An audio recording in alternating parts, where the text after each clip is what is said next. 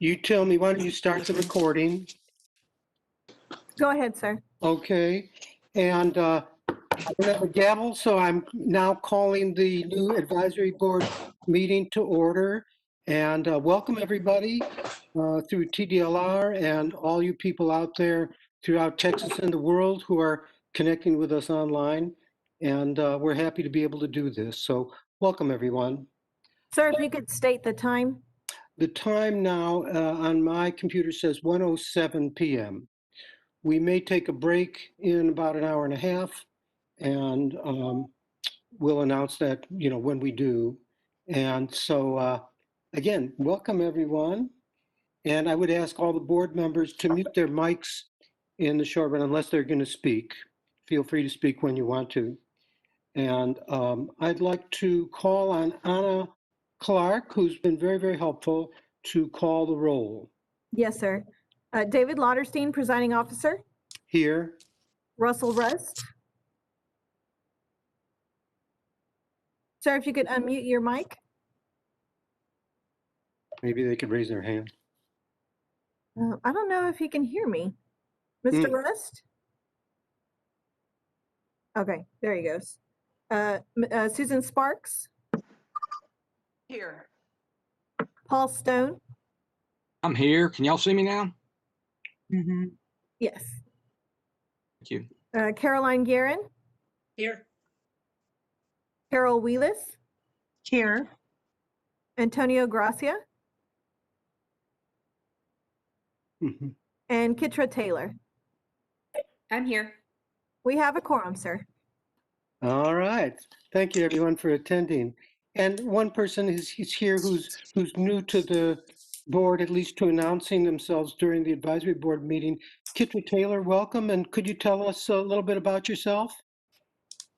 My name is Kitra Taylor. I am a massage therapy and aesthetics instructor.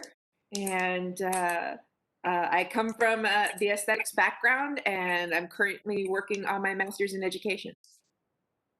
Excellent. Welcome to the advisory board. Glad to have you. Thank you. Okay. So I'd like to call on Mary Winston to do whatever member board training is appropriate at this time. Good afternoon, everyone. Thank you, Presiding Officer Lauterstein. Mary Winston, TDLR. I do apologize for not being able to join your training earlier. I was virtually triple booked, but I knew you were in good hands. This meeting is being conducted by video conference. The public is watching via live stream. And persons who signed up to make public comment, if they did so to publicly speak and actually give testimony, they'd be given a chance to do so later in the meeting. We do not have any public speakers for this meeting. The meeting is being recorded and will be available on our YouTube channel. Here are some tips to make sure we have a successful meeting. Please keep your microphones muted until you'd like to speak. Please put all phones on silent and turn off any other sources of noise in your workspace. If at all possible, please avoid fidgeting around too much. It just draws the eye to you versus the speaker. State your name before you begin speaking. Raise your hand if you'd like to speak. Yes, very plain and simple. This platform, several other virtual platforms do have a raised hand feature, but with Mr. Lauterstein running the meeting, with us in the background and all the support, we may miss a hand. But if we just put our hand up visible to the camera, state your name, Mr. Lauterstein can acknowledge you, and then you can definitely have your say. Roll call for any votes will be taken during this meeting. So it's not going to be, that's going to be Anna, who's just going to call roll call and you're going to vote yay or nay, versus it just helps us keep better order because we are all in our separate places and working with different issues to stay connected. If we do have problems connecting during the meeting, please try to let the presiding officer know. The staff working here in the office and remotely are working to make sure that we can stay on camera during the meeting, even if you aren't speaking. If you need a recess, Raise your hand, state your name. Let the presiding officer know, and I'm sure he will grant that request. If you are inadvertently disconnected from the meeting, please rejoin the meeting using the same link that you used to initially join the meeting. Also, we want to keep in mind that even though we're not all in the room together, we are virtually, we are in a meeting. If at all possible, please don't drive during the meeting. We're concerned for your safety. We want your full attention, but we also want you to be safe. And just make sure you remember, you don't want to be the next YouTube sensation, because even though this may not be exciting to everyone, if you do something interesting, trust me, they'll watch it over and over again just for you. This is, I think, our 22nd virtual meeting that we've done. And we have a few blips. I can see I keep blinking in and out while I'm talking. And I'm in the office, but doesn't matter. We will work through all of those things. We'll deal with each issue connection wise as it comes up. We will take action on everything we need to take action on. Blips are anticipated, we adjust, and we move through each agenda item. We're going to make sure we take care of everything we did come here to do today. I want to thank you all for being here. And Mr. Lauterstein, that is the end of my report. Thank you very much, Mary Winston. Appreciate it. I'd like to call now on Molly Fudel to give additional training as called for. Hello, Molly. Welcome. Hi, thank you so much. My name is Molly Fudel. I'm an assistant general counsel here at TDLR. I'm new to the massage therapy program, and I'm actually joined with my colleague Elizabeth Salinas Strittmatter. She's also an assistant general counsel, and she's assigned to the program as well. So we're very excited to be working with y'all. I'm going to present an open meetings, open government training today. So I'm going, usually I would be, if we were at North Campus, I'd be standing at the podium and presenting on the smart board. But since we are virtual, I'm going to go ahead and share my screen. While I do that, I see Elizabeth on the screen, so she can say hi. Thank you. Sorry for the delay. I had to unmute. Molly and I are both happy to be on the program. As I'm sure most of you are aware, former Assistant General Counsel Colleen Tran, who was the prior GC on this program, has moved on to another position. So Molly and I are now sharing responsibilities, and we look forward to working with all of you on the board and with the industry. Welcome. Okay, well, I hope you guys can see the PowerPoint presentation. I'm going to go ahead and put it in full screen mode so that it's big enough for everybody to see. There we go.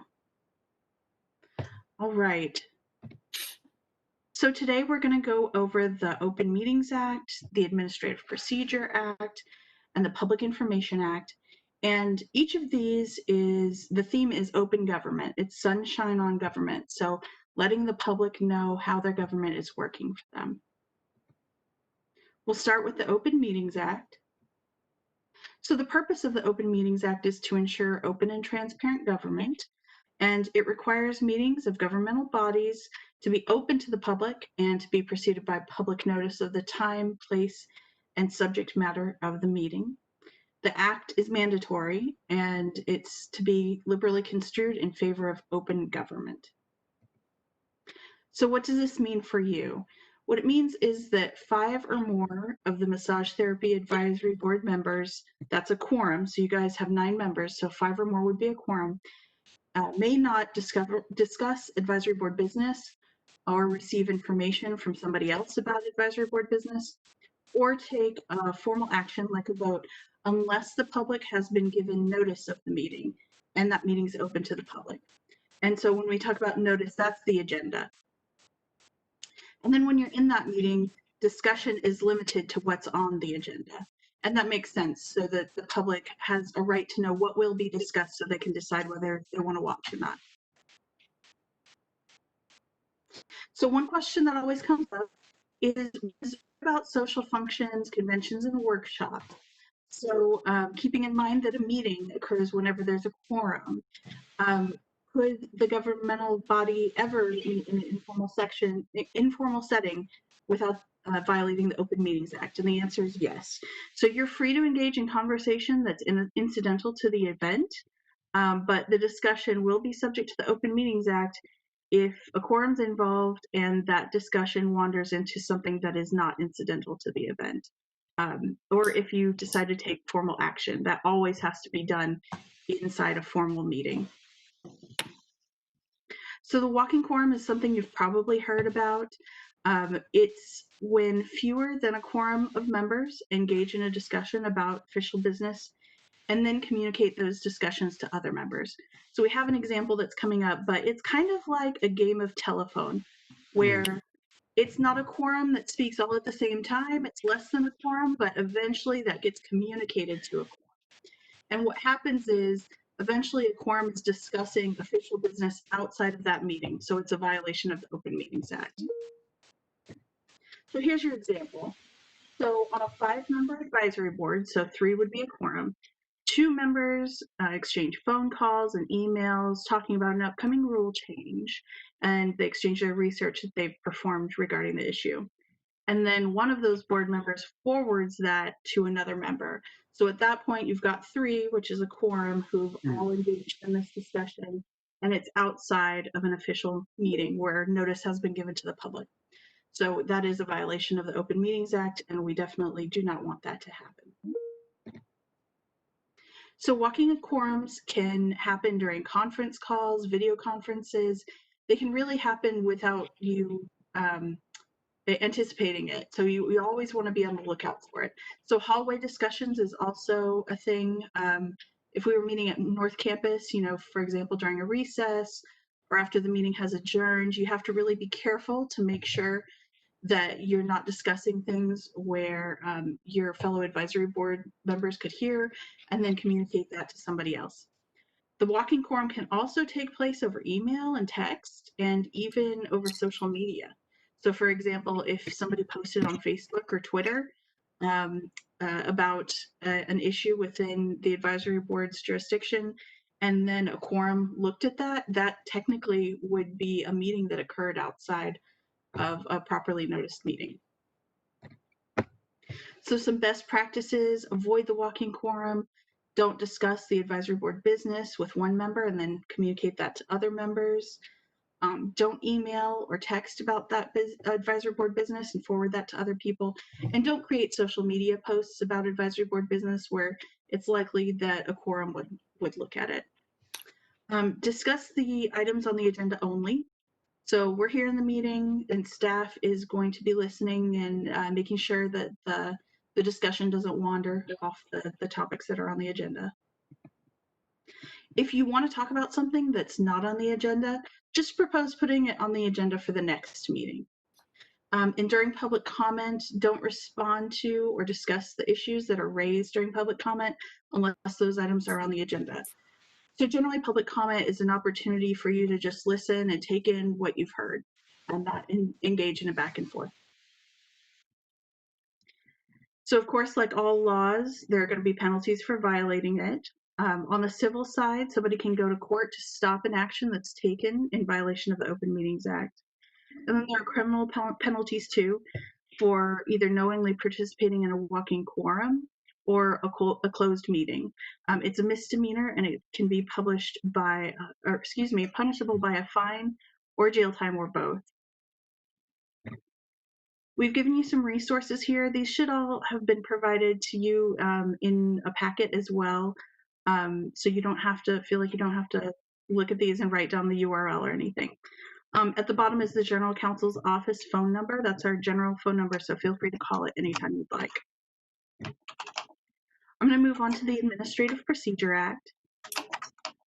So the purpose is to provide for public participation and transparency during the rulemaking process. And that includes amending the rules that are already there. So your rules, the massage therapy rules, are located in Chapter 117 of the Texas Administrative Code, Title 16. So some of the sources for rulemaking, they can come from anywhere, anybody. Legislative changes, so of course, bill implementation rules. I know y'all are very familiar with that. Advisory boards, so if you guys have an idea for a rule change.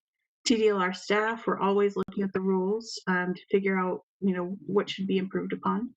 We've got a 4-year rule review. I'll talk a little bit about that later in the training. And then a rule petition, that can come from anybody in the state of Texas, a person, a company, a local government, even if they have an idea for a rule. So here's a flow chart of the rulemaking process. You can see there's a lot of steps. So don't feel like you need to memorize this. This is why staff is here. We're sure to follow this process, but we just want to give you an overview. So it starts with the rule being drafted, and there's internal review, and we send it to the governor's office for their review. Then we bring it to you at the first advisory board meeting, and you take a look at it and you make a recommendation. If you recommend to publish it, it goes and it's published with the Texas Register. The public then has 30 days to comment on those proposed rules. We as staff look at those public comments and we forward them to you for your review at the second advisory board meeting. And you'll take another look at the rules there. And you'll vote to recommend adopting the rules or maybe making changes based on the public comments. The rules will then go to the commission, and the commission will vote on whether they want to adopt it or adopt it with changes. That adoption notice is published in the Texas Register, and the rules become effective at least 20 days after that. We've got another flow chart for you. This is about that 4-year rule review process. So every 4 years, we look at our rules and determine whether the reasons for them being there still exist. So we file a notice of intent to review in the Texas Register, and just like with the normal rulemaking process, the public has 30 days to comment. Those comments are reviewed and they are forwarded to the commission for their review. And the commission then votes to readopt the rules. Generally, rules are readopted because if the statute is still there, then the rules tend to still be necessary. And after that, the comments are forwarded to you, and staff reviews them as well. And we may choose to make some changes on that, and we'll do that through the normal rule-making process that we just went through. Again, some more resources for you. Now we're moving on. This is the last part, the Public Information Act. So this is also known as open records. So the purpose is to allow public access to information about the affairs of the government and the official acts of public officials and employees. It makes all documents, records, and other information relating to official business public, with some exceptions. So, and when we say information that's public, we're talking about not just documents, but communications, emails, data, things like that.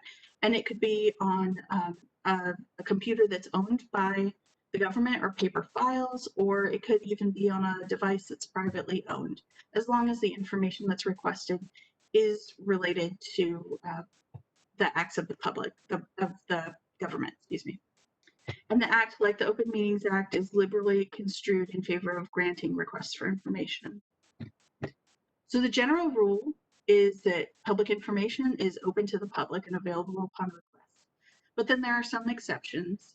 So examples include dates of birth, some email addresses, education documents, and medical records. So it's easy to see why some of those things should really be kept confidential.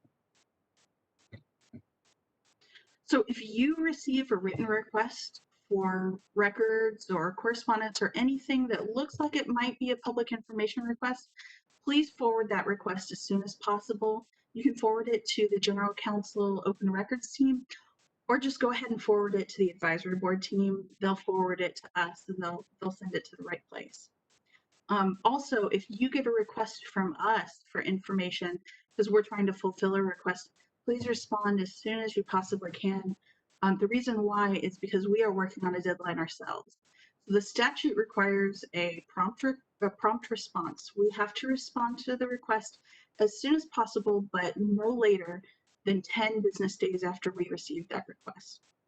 We can't ask somebody why they want the records, but we can ask for clarification about what records they're asking for, and we'll do that through the Open Records team. Lastly, we've got some more resources for you on the Public Information Act. The Open Records email address is there at the bottom in case you ever need it. So I'm going to go ahead and close the presentation and stop sharing my screen.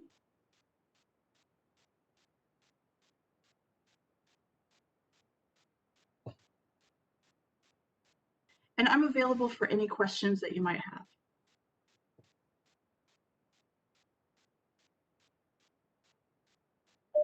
Mr. Lauterstein, you're muted.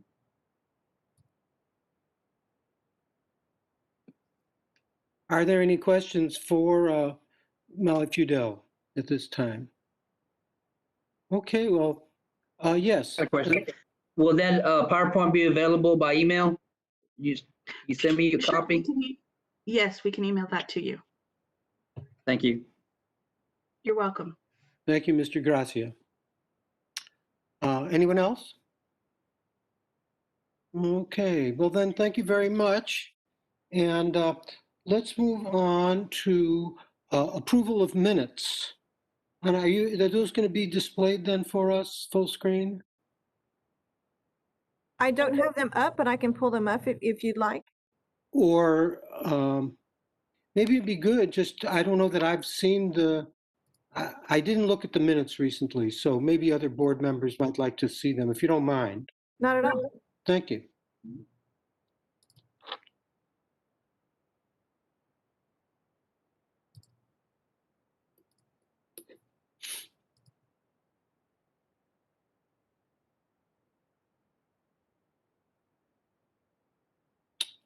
Perfect.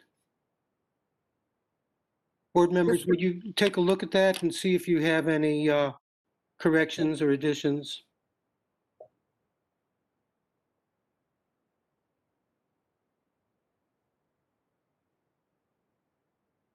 If you'd like me to scroll down, I can do that as well. Yeah, I'm ready if everybody else is okay to see the next stuff.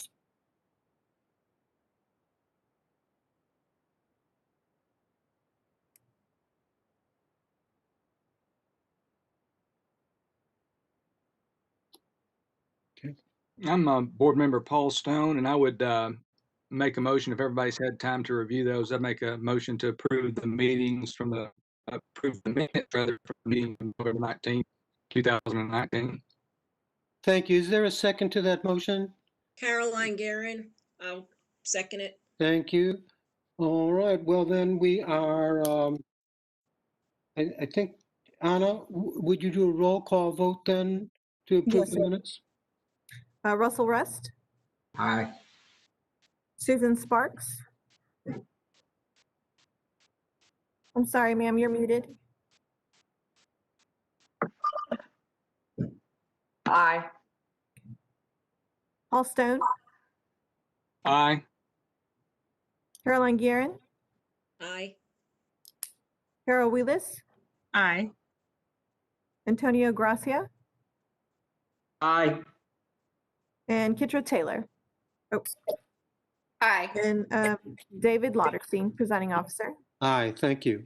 Motion passes, sir. Okay. Thank you very much. Now, we received 2 emails of public comments. And since they are public comments, I thought it would oblige us to read these aloud. So I printed them, and if you'll bear with me, it won't take too long for me just to read them so everyone can hear this. Okay? The first comment is from a Robin Alexander, and she says, "Greetings, Massage Therapy Advisory Board members and TDLR staff. I wanted to take this opportunity to introduce myself. I am Robin R. Alexander, and I was recently re-elected to serve as a board director with the Federation of State Massage Therapy Boards, FSMTB. I served the past 3 years while being a board member with the Louisiana Board of Massage Therapy from April 15th to December 2019. I resigned from the LBMT because I no longer resided in the state, had placed my license on active status. and currently active practitioner in the Dallas-Fort Worth Metroplex, licensed since 2013 in the great state of Texas. I'm also a massage therapy instructor licensed since 2018. In my role as board member with FSMTB, for the next 3 years, I wanted to maintain a close relationship with the advisory board and staff of TDLR in the endeavor of representing the state and being an active board member. Please let me know how I can best support TDLR in my role. Note that I will always be a voice for TDLR while fulfilling the mission of FSMTB. With all the changes that the COVID-19 epidemic has created in the massage therapy profession, it is critical that we work all together in public protection, as well as keeping the profession a viable occupation for current therapists and for those considering entering the field for years to come. I will be making every effort possible to attend the online meetings. When I'm not able to be on live, I will be reviewing the YouTube broadcast once released. I look forward to 2021 and hopefully being able to meet you all in person while attending an in-person meeting. Please don't hesitate to reach out to me for any purpose I may provide going forward. Yours in service, Robin R. Alexander. I believe with the public comment, you can ask questions if there's any questions, but assuming there are not, I'll continue to read the second email we got. All okay? The second email is short. It's from a Jessica Watson, and she asks, would you consider changing the rules so that massage classes can be taught online, as is already allowed for cosmetology or driver's training? Right now, there is a waiver for COVID-19, but when the pandemic is over, it would be nice if people could continue to teach the non-hands-on part of the course online, with rules to be developed by TDLR for online courses and how they can be conducted. So those are the two public comments we received. And if there are no comments, we can proceed to staff reports. Okay. Then item G on the agenda, staff reports. Well, I'd like to get a briefing from the staff and discussion from Dee Dee McEachern with the licensing division. Hello, my name is Dee Dee McEachern, and I'm the director of the licensing division. I am standing in today for Chloe Whalen, who's expecting a new grandbaby, so she could definitely take that day off to get to experience that joy. I just want to let you know basically what's been going on. We lost a staff member on our massage team, Doreen Garcia. Last day with us was September 14th. But we've been working without her help for a while, but we've definitely accommodated. Ever since COVID started in March, we have been working from home. So we have people come in, some people come in every day, and we scan the paper applications that we get and we upload those to a virtual directory so that people can access, our staff can access those from home and process those applications. So work has not stopped. We have another group of people that comes in every day and physically mail out the licenses that were printed. And so it just continues the incoming and outgoing process as we've had all along. We have managers who report to the building on a rotating schedule just to make sure everything's going okay, and that the employees who are reporting to the job are supported there. We have also cross-trained with many people across the entire agency who were not able to do their normal jobs from home, and they're helping us process license applications. So that's been a big help as well. We have not seen a slowdown in the incoming number of license applications. Renewals, in fact, have gone up. Initially, new applications went down because people couldn't take the test. The testing centers were closed, but renewal numbers have gone up, have increased since COVID. It's been interesting to watch. People who have been in a career choose to stay in that career and not try something else and not do something else. So it's been across the board. We've seen renewals increase.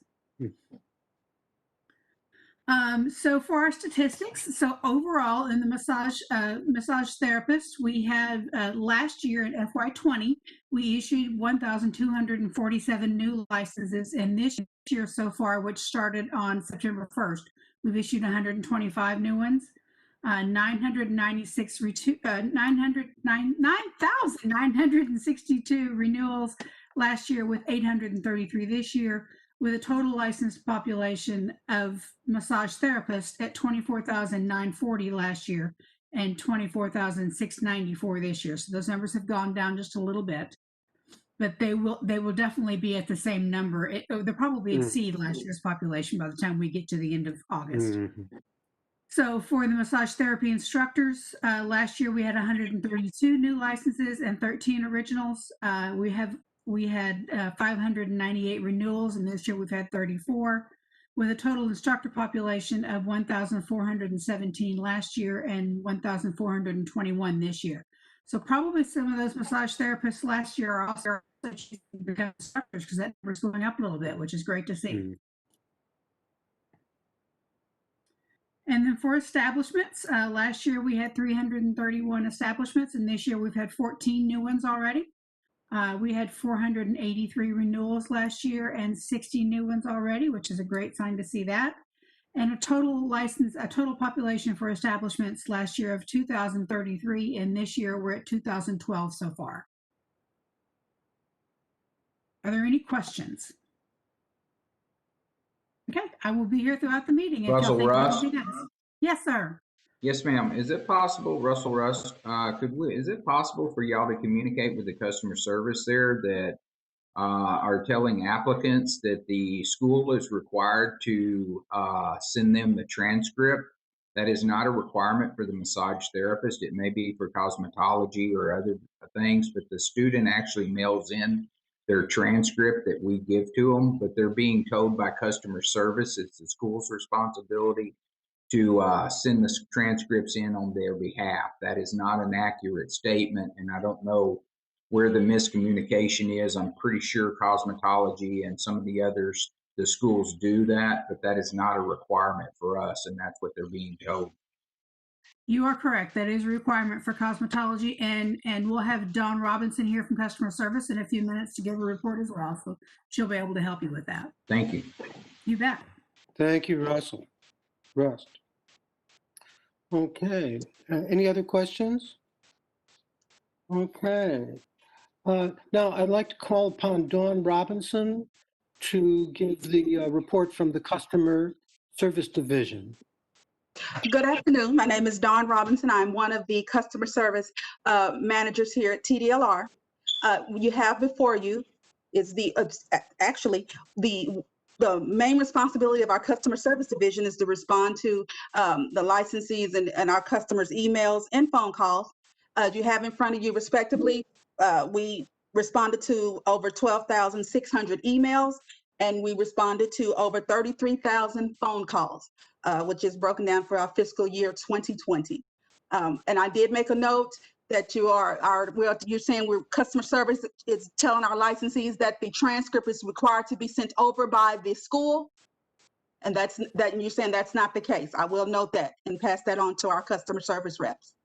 If you have any other questions, I am here. I'll be glad to answer those. Okay. Dawn, Ms. Robinson, is that the entirety of your report then? Yes, sir. Okay. Well, any questions? Great. Well, thank you very, very much. Okay, I'd like to call on Rebecca Armos for the Education and Examination Division. Good afternoon, advisory board members. My name is Rebecca Armas, and I will be providing you with the Education and Examination Division report. Welcome, Ms. Taylor, to the board. We look forward to working with you in the future. As you see on that first page there, we've got the new providers for continuing education listed there. You also see the number of jurisprudence examinations that were administered. And then on that second sheet, if you could keep scrolling for us on it. Oh, sorry, go back up a little. We still have the total of 55 total schools we haven't had any new schools. So that's where we're at right now, is at 55. One of the things I wanted to share with you, because I know some of you have worked with her in the past as far as our staff updates, is Fanny Mendieta has retired. She retired in May, so we wish her well.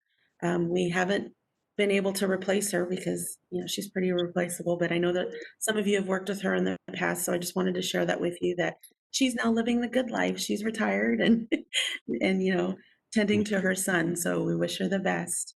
On the next page, please.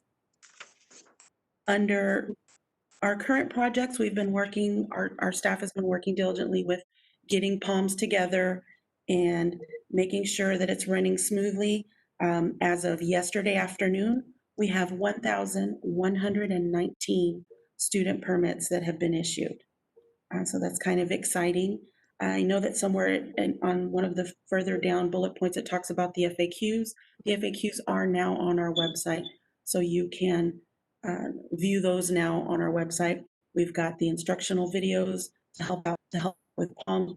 Thank, you know, some of our staff for that, their support in getting those up. And the wonderful thing about this particular program is that massage schools can go online and renew their licenses. A lot of our other schools do not have this luxury. I'm very excited for this industry to have that opportunity to go in and renew online, because it just eliminates any type of, you know, delays or anything. You can go in yourself, you know, when you placed it and you applied for your renewal. As far as some of the things that we're doing, again, just to help with our response to COVID, making sure that, you know, distance education is still being utilized. You know, it is completely at your discretion when you and your students are choosing to feel comfortable going back to brick and mortar. You know, it's up to you. We're not going to pressure anyone. We've got this all available for you now. You can do part-time, you know, some in office or some in classes and some at home. It's however you want to set it up for your schools to make sure that everyone is comfortable while still practicing good social distancing. Mhm. And that's about all that I have, unless any of you have. Any questions? I have one. Where it says the schools, it's required to be fingerprinted. Exactly who is to be fingerprinted when the schools renew? The school owners. School owners. So plural then? If there's more than one owner, yes, sir. Okay. Okay, thank you. And yes. All right, any other questions or comments from the board members? Okay, great. Thank you so much. Thank you. All right. Now we're going to hear a report from Mr. Chris Funderburg of the Enforcement Division. Always a very dynamic report. I'm looking forward to it.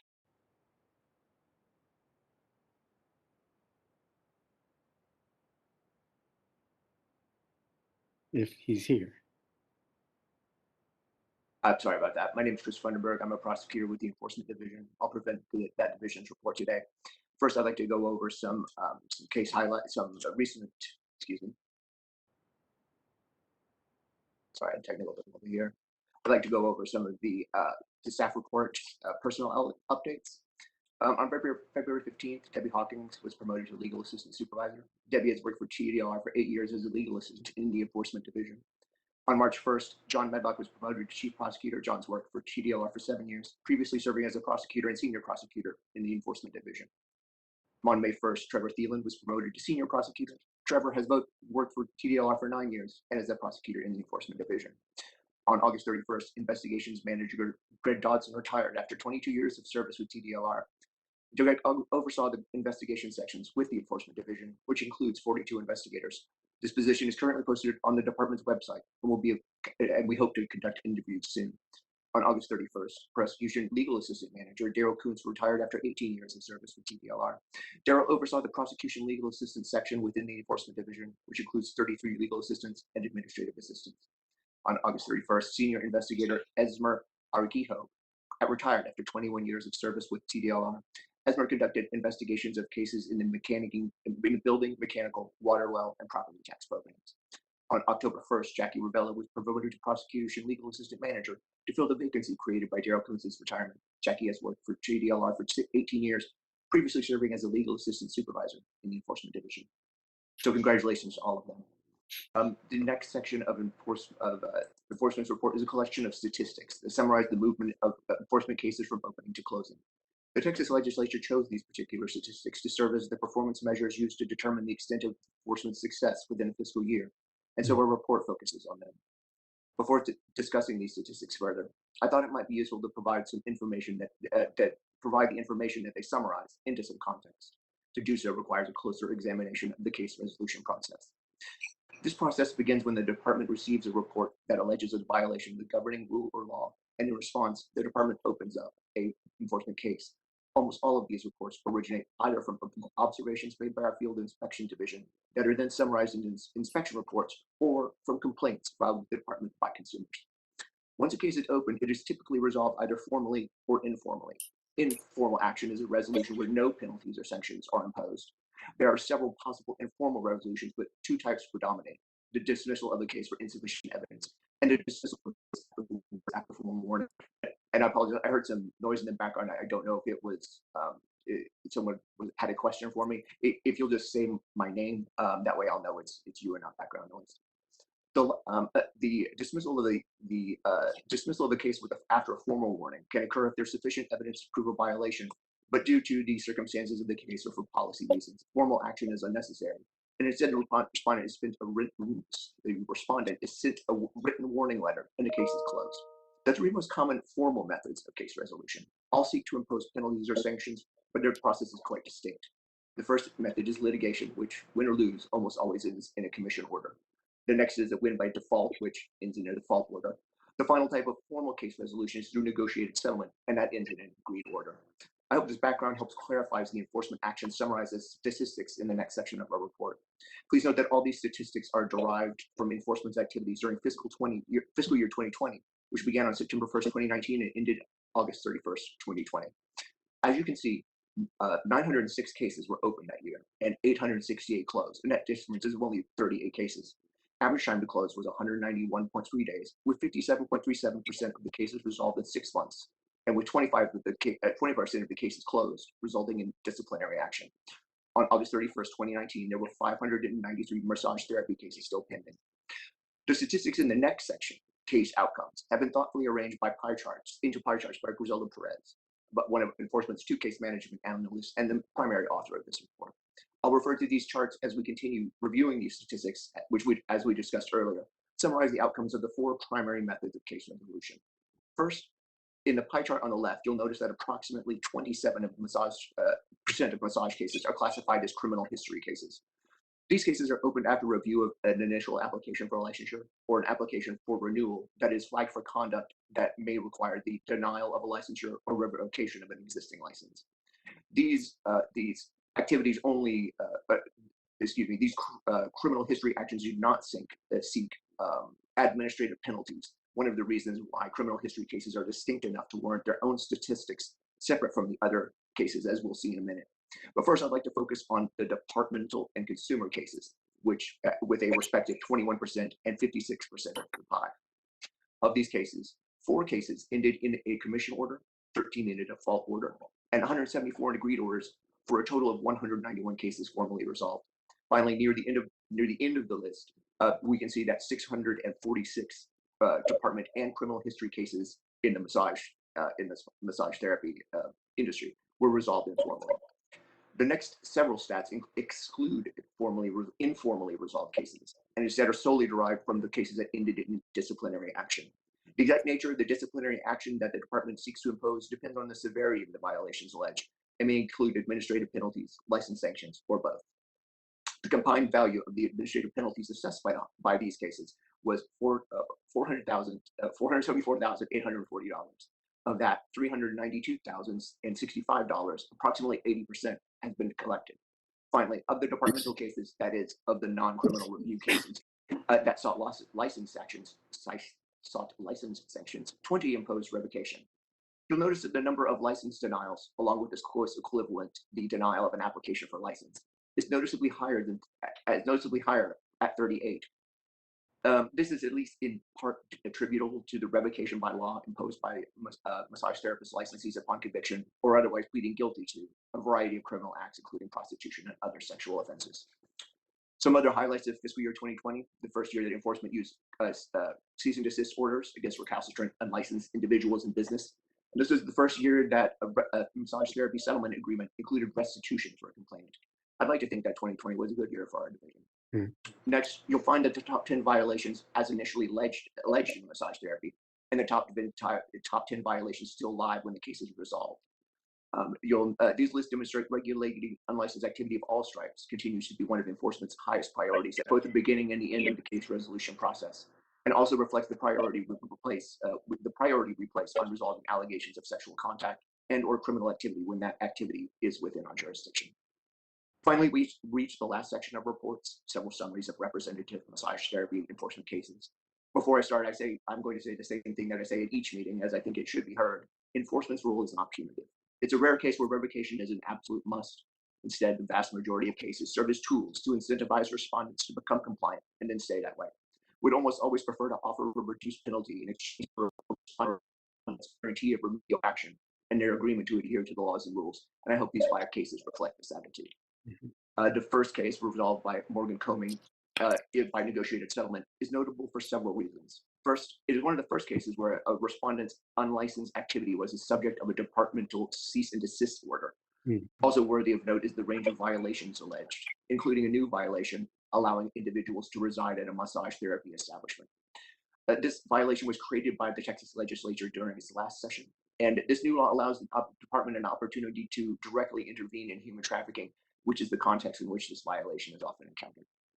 The second case, also resolved by negotiated settlement, this time by program attorney Victoria Meza, shows the priority the department places on regulating unlicensed activities while still continuing to resolve cases with negotiated agreements whose terms are meant to induce compliance rather than punish. Also of note is the noticeable is the presence of the failure to cooperate violation, a Class C violation we rarely dismiss. Here too, the penalty has been paid in full. The third case alleged that this respondent obtained his massage therapy license by fraud. The fraud here being falsified exam results and falsified jurisprudence exam results. This case, resolved by staff attorney Rebecca Burkhalter, is one of a string of similar cases the department is pursuing in hopes of identifying the source of this fraud. This is also the rare case where revocation is a must, as any license based on fraud must be extinguished. The fourth case is a criminal history of, the fourth case is a criminal history case resolved by Ken Sharp. Here, a respondent attempted to avoid revocation of a massage therapist license, which is a sanction imposed by statute upon that license to. I'm sorry, was someone saying? I'm sorry, someone have a question? I thought I might. Oh. Tony Grassi here. I have a question, Chris. Sure. Hey, can you go back up top with the money amounts for the fines that are given to the perpetrators? Or y'all getting those fine amounts? Are those coming from the actual people that don't have licenses or do have licenses at the IMBs? And you're talking about the penalties assessed and versus the penalties collected. Yes. We have the jurisdiction to proceed against both licensed and unlicensed individuals. And so that both figures are drawn from that pool of both potential respondents. Typically, if we encounter an unlicensed massage establishment in the field, the settlement offer that we'll make to them is the full penalty, or a reduced penalty if they become licensed. What we're trying to do there is at least try to bring the unlicensed respondents into compliance while continuing to go hard after those who refuse to get licensed. Does that make sense? Yes. Also, another question: do y'all go after the business owner and the property owner for allowing them to have massage parlors at the locations at their property? That's a great question. This is that specific action is not within the jurisdiction that's been allotted to us by the Texas legislature. However, this the nuisance abatement is a civil claim that is pursued by by many district attorneys throughout the state that allows them to actually pursue the landlords of these illicit massage establishments and that really, I think, is where the most damage can be dealt against these criminal organizations. While we can't directly impose, while we can't seek a nuisance abatement suit through the department's jurisdiction, we can set it up so that it becomes easier for the DAs to be able to prove their case once they ultimately do file suit based on nuisance abatement. Okay. Also, too, Chris, for an enforcement section in the future, you think there'll be like, I just an idea here that maybe stand by the region of the state about all the percentages that you're showing here, like Houston, Harris County area, Dallas County area, Bexar County area, and talk about stats like that. How it's divided up and what type of enforcement actions have been taken the past year. That's and I think that sort of like demarcation would be really helpful. We see where we can focus our efforts more or less in a certain area. So yes, I'll make a note of that. And we'll see if by the time of the next advisory board meeting, we can get that into the report. Thank you, Chris. Mm-hmm. And let's see, we're I believe I was talking about there's the fourth case in the case summary, criminal history case resolved by Ken Sharp. Again, the respondent attempted to avoid the revocation of her massage therapist license. The revocation action was based on her guilty plea to a charge of prostitution. The respondent requested a hearing to dispute this action, but as both the law and prior commission decisions are clear on this point, after Mr. Sharp filed a motion for summary disposition, that essentially a no evidence motion, which the court ultimately granted, this matter was resolved without the necessity for a formal hearing, for a full hearing, and paved the way for the revocation of the respondent's license. The final two cases, I should point out, these are not representative, really, of the cases as massage therapy school cases as a whole. Rather, the circumstances in this case were so extreme, the fraud so massive, that the agreed order that resulted is the agreed order would justify a similarly extensive set of terms. It not only included a lifetime ban on both individuals from being able to become for any involvement in massage therapy and the operation of massage therapy school, but it also imposed in the event of breach of this agreement, either respondent would immediately have a $300,000 penalty imposed upon them due immediately, with no chance to appeal that decision. Like that, it would just be due at that moment of breach. That's all I have for the enforcement report. I'm happy to answer any questions you might have. Hey, Chris, I got a question. Yeah, please. Is there a way, Tony Gracia? Hey, is there a way that TDLR keeps record of certain owners that always on the frequent flyer list?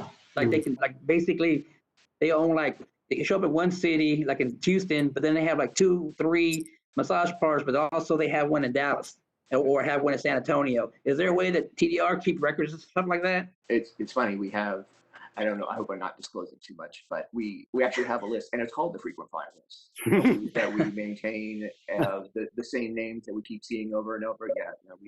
We do take note. It's not always possible to create links sufficient enough to take a criminal action or to take an administrative action on, but we are keeping track. Yeah. It'd be nice to give it, because since I'm law enforcement, to go ahead and direct that information to me so we can take action, especially in the Harris County area.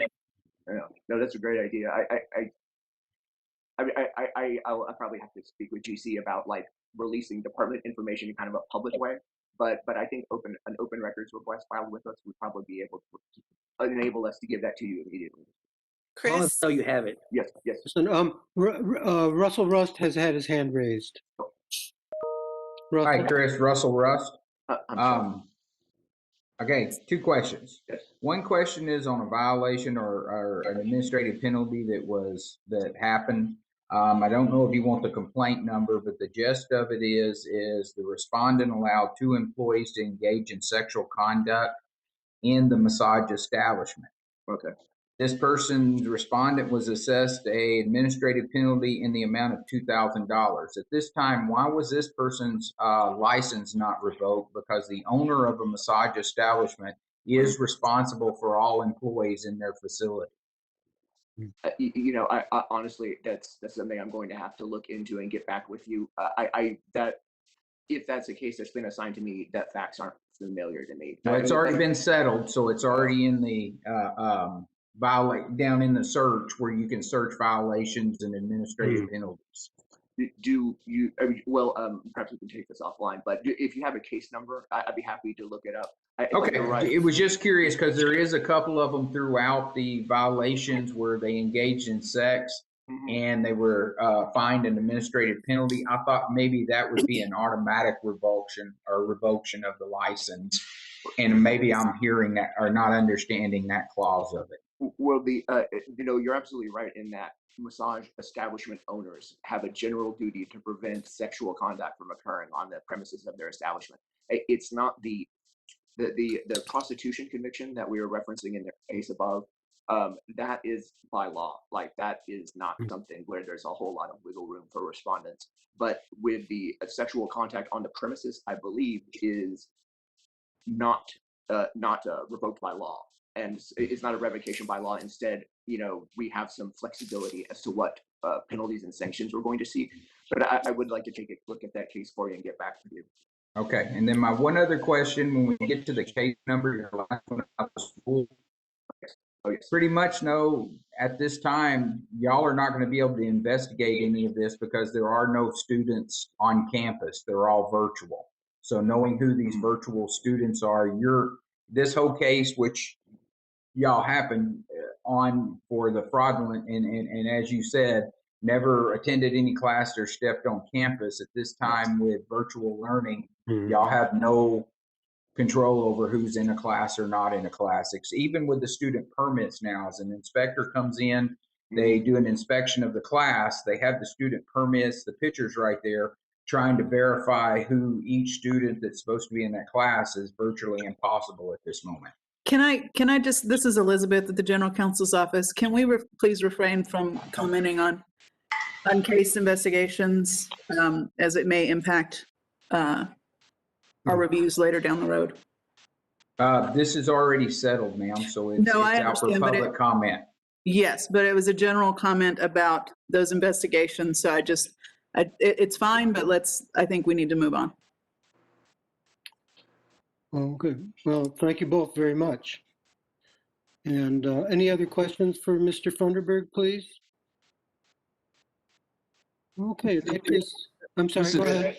Hey, this is Susan Sparks. And Chris, I think your department's doing a great job. Of course, I'm always real concerned regarding the sexual content for us massage therapists. I'm wondering, there's a couple of things. One is, I feel like we should be able to do more, maybe on my part or other massage therapist part, is putting it out there. I can't tell you how many massage clients come to me and say that they were touched inappropriately by another massage therapist, but they didn't realize it. And so I think part of that is educating people that, whatever, no means no if they don't get it, but letting them know that they have a right. They don't know where to go to complain, even though you might have your sign up, but it seems to me like more education and that part might help us all as a collective to kind of get through this sexual thing that massage therapists have to deal with. The other second thing I wanted to say is, I realize that a chiropractor can hire a massage therapist, but they don't necessarily need to have a license. Okay. And I know that needs, for me, I feel like we need to approach that through I know you have to change it through the statute, but that licensed massage therapist might have had their license revoked. They might be a sex offender or or criminal record or whatever, but they're acting as a massage therapist through the chiropractor. I kind of have a problem with that as well. So two things that maybe. Mary Winston, TDLR, I'm going to get Chris off the hot seat for a second, even though he's doing a fantastic job. Susan, those comments, very good, very thoughtful. And those things are, number one, you're right. Statutorily, that's something that is allowed by law. As we are approaching our next legislative session, that's a perfect time to sort of make those concerns known, because we are limited by what the law allows. Um, you brought up some different possibilities in that person, if they've been revoked, if this or that, and they're working. That is a perfect thing to speak with your legislators about, because it's beyond what we can do, because it is statutory. It's beyond what we can do for at TDLR. So, but I think you putting that out there in this public forum is excellent, because these are recorded. And for those of our leaders who listen to this and things come up, you're saying it here, you're saying it later, as a citizen, as a practitioner, would be wonderful knowledge. Not saying no one's ever thought about it, but sometimes when you put it out in the front like that, it gets more attention. So thank you for that. But I know we were heading kind of away from what Chris's expertise is enforcement. So I wanted to kind of give a better direction for where we could touch on some of those things and get action, which would be in our legislature. Okay, thank you, Mary Winston. Paul Stone? Thank you, David. Advisory Board Member Paul Stone. Chris, I had a question and maybe asking for some clarification. Just how these numbers were compiled. At the top of page 3 on your report, the top 10 massage, I guess that's massage therapy, alleged violations at opening. Looking at the numbers there, we have criminal activity 200, unlicensed establishment 177, sexual misconduct 147, unlicensed therapist 140. Certainly, criminal activity and sexual misconduct are serious stains on our industry. But as someone with 15 years of experience in this industry, and I believe I hold every license you can in massage related to massage therapy, the problems of unlicensed therapists and also unlicensed massage therapy establishments that are not getting proper licensure under the current law or rule, they dwarf criminal activity and sexual misconduct. I mean, unlicensed therapists, the practice of massage therapy by people who don't hold a valid license or never held a license at all, in my mind, is the most critical issue that we face in massage therapy in the state of Texas. And I would just wonder kind of what these numbers represent and how they were compiled. If you can, add some clarification there, please. Certainly, I don't know if I can speak to exactly how, like, the mechanics of how these violations were assembled, but I think it's within my experience to talk about at least the criminal activity, why the criminal activity seems so high. I know that we have had, and I'm not sure of continuing to have, a large amount of referrals of human trafficking related allegations made to us by several advocacy organizations. And my guess is that the human trafficking is kind of being lumped into criminal activity, which it is.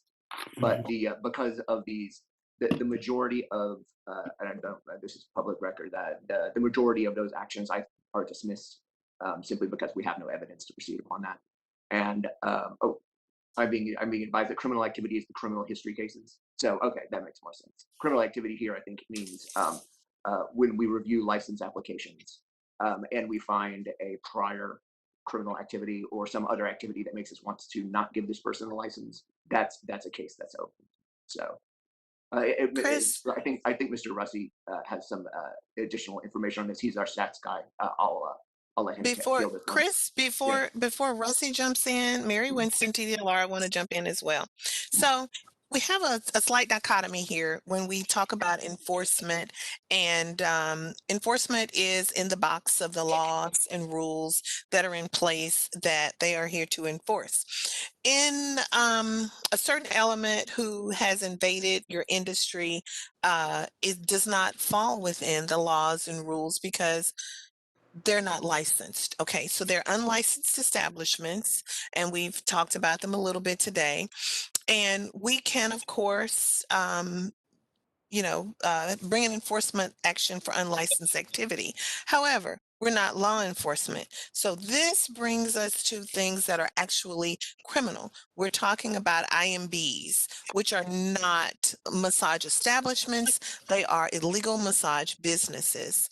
During the last legislative session, the legislature funded TDLR's anti-trafficking unit, and we now have an 8-member team who are specialized and who do specialize in inspecting IMBs, illicit massage businesses. So we are, because they say they are massage businesses, our statutes allow us to go in and conduct investigations. Some are licensed, some are not licensed. I'm sorry, inspections, not investigations, but inspections. We receive updates, we receive reports to our email reportht@tdlr.texas.gov.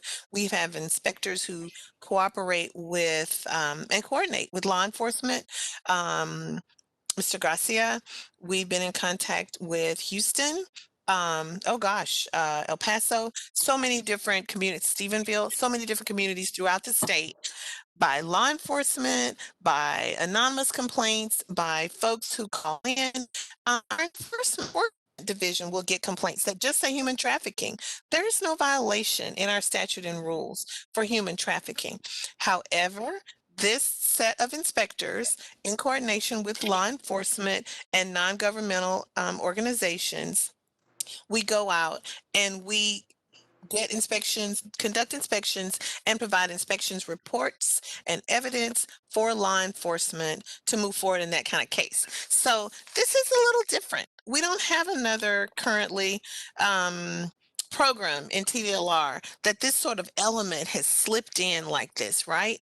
And so the legislature realized that this is a problem and they did fund it. So Chris is not going to necessarily deal very heavily with this sort of illegality, but our anti-trafficking unit does, in coordination with law enforcement, including our Office of Attorney General, as well as state and local law enforcement.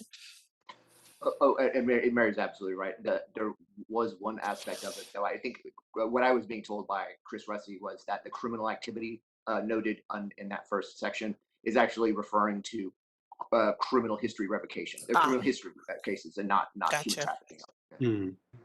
Gotcha. Okay. Well, thank you. This is Paul again, Paul Stone. I just wanted, and I may be just not getting it. I just wanted to be clear in my question.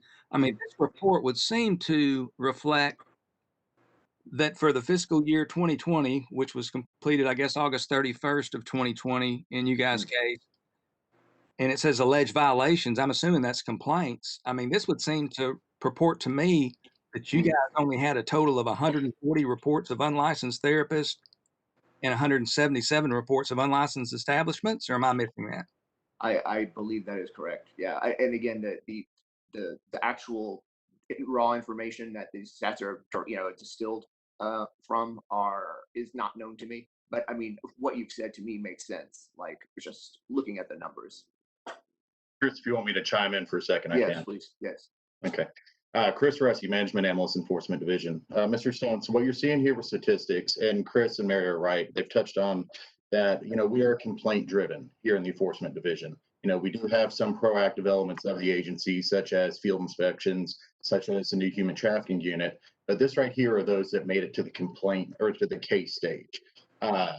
This is sources, whether it be from a criminal history renewal, whether it be from a field inspections complainant, our departmental staff that go out there and do it, or it's just from the general public. Law enforcement also plays a big role in the source of cases here as well. We've done trainings with many different law enforcement agencies around the state to where if they go out there and they make arrests for certain criminal provisions that are within that statute, they'll also forward over those administrative violations to us that they witness, so we can use them as a witness to the case and pursue administrative violations on that.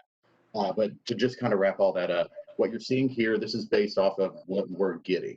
As you said before, yes, unlicensed activity is hugely more than the criminal history cases and the criminal history that's out there. But again, we have to rely on the public, from the industry, from law enforcement, from our partners out there in the state of Texas to file those complaints with us so we can open a case on them. Okay, and so we're still, and I don't want to prolong the meeting, but I tell you, massage therapist, if we're only making 140, issuing 140, making 140 complaints for unlicensed therapists, I live in a city of 100,000, and I bet you might not have that many in my city, but we've got to get on it because that's our biggest problem we're facing in this industry are people who are not getting the training at all and purporting to be licensed massage therapists or who have had a license previously and no longer maintain a license. So I was just kind of stunned and taken aback by those numbers. And I appreciate your very clear answers to my questions. Thank you very much. Mr. Stone, Mary Winston, really quickly. Mr. Stone, I think it goes back to what Ms. Sparks was saying, how some people come to her later and say, this happened or that happened. That awareness, you're right. As Chris was telling us, Chris were telling us, they're not, enforcement takes what comes in as a complaint. And you're right. If we don't know it, then we don't have a complaint. I'm not out here saying, please, please complain, but we're here for that. We are. So yes, that awareness, your whole set of folks are really good at what you do, your profession. But if there's something that you think we need to know, the only way we're going to know it in enforcement is if we get that complaint in. Good. Thank you very much. That's very clear. Okay, any other questions or comments with respect to Mr. Funderburg's report? Okay, Chris, well, thank you very much. Thank you. All right, well, let's move on, if we might, to the Regulatory Program Management Division with Jerry Gonzalez, please. Good afternoon, Mr. Chairman and board members. I'm Jerry Gonzalez with the Medical and Health Professions section of RPM, and I'm here to provide you with today's staff report. We'll start with the personnel updates. If you notice in our report, we have 2 vacancies in our section. Elizabeth Bibi Perez resigned as of August 31st. Ms. Perez was began her career with TDLR in 2005 and had over 43 years of state service. Then we have Ms. Marinela LaFleur, who officially her last day is Saturday, but she'll be retiring at the end of this month and no longer with us as well. She also came in 2005 and has over 30 years experience with serving the state of Texas. Both will be greatly missed, and we wish them well in their retirement. Next, we're going to move on to our current projects. As Rebecca was stating with her E&E report, we've assisted with the PALMS implementation assignments, the FAQs, and there are now several videos on the massage webpage that instructional videos that'll help the schools and walk them through the process of PALMS, which is a great way. And now we're going online and save time and effort, and everything's instant. The next, we also have been working with House Bill 2059. House Bill 2059 relates to massage therapists having to take human trafficking prevention training course as part of their renewal. And this became effective September 1st of 2020. Right now, the way the statute reads, courses have to be approved by the Texas Health and Human Services Commission, and it's not a one-time requirement. Every time you renew, you have to go through this training prevention course. And we found out earlier today that HHSC is in the process of approving several other courses. So you may want to check their website for other courses, because right now I think there's only one course that's available. There's also information on our newsletter that has detailed information on the website for the Health and Human Services Commission and their courses. We've also been heavily involved in the development of the new licensing system that we're going to have, the Texas licensing system, it'll be called. This new system eventually will be used by all of the TDLR programs, and massage is part of that first phase of going in for the new licensing system. So we've been pretty busy the last maybe 2 months or so with meeting pretty much every day, sometimes 2 meetings, 3 hours in length, just to try to get everything ironed out. As I spoke to you about a few minutes ago, we also have released and published volume 12 of our newsletter, the TDR's Health Monitor. You can sign up for the Health Monitor or to receive notices on our webpage as well, and you can get updates on all the happenings within the program. We also facilitated a standard of care work group meeting on October the 2nd of this month, earlier this month, and you'll be getting a report of that meeting later in this meeting. We've been helping the licensing division as well with some of their application processes or applications, and also we've been helping the other divisions in answering questions that arise during investigations, inspections, as well as addressing any other industry questions and emails that may arise. The last topic that we have that I'll cover today is the outreach, our current outreach plans.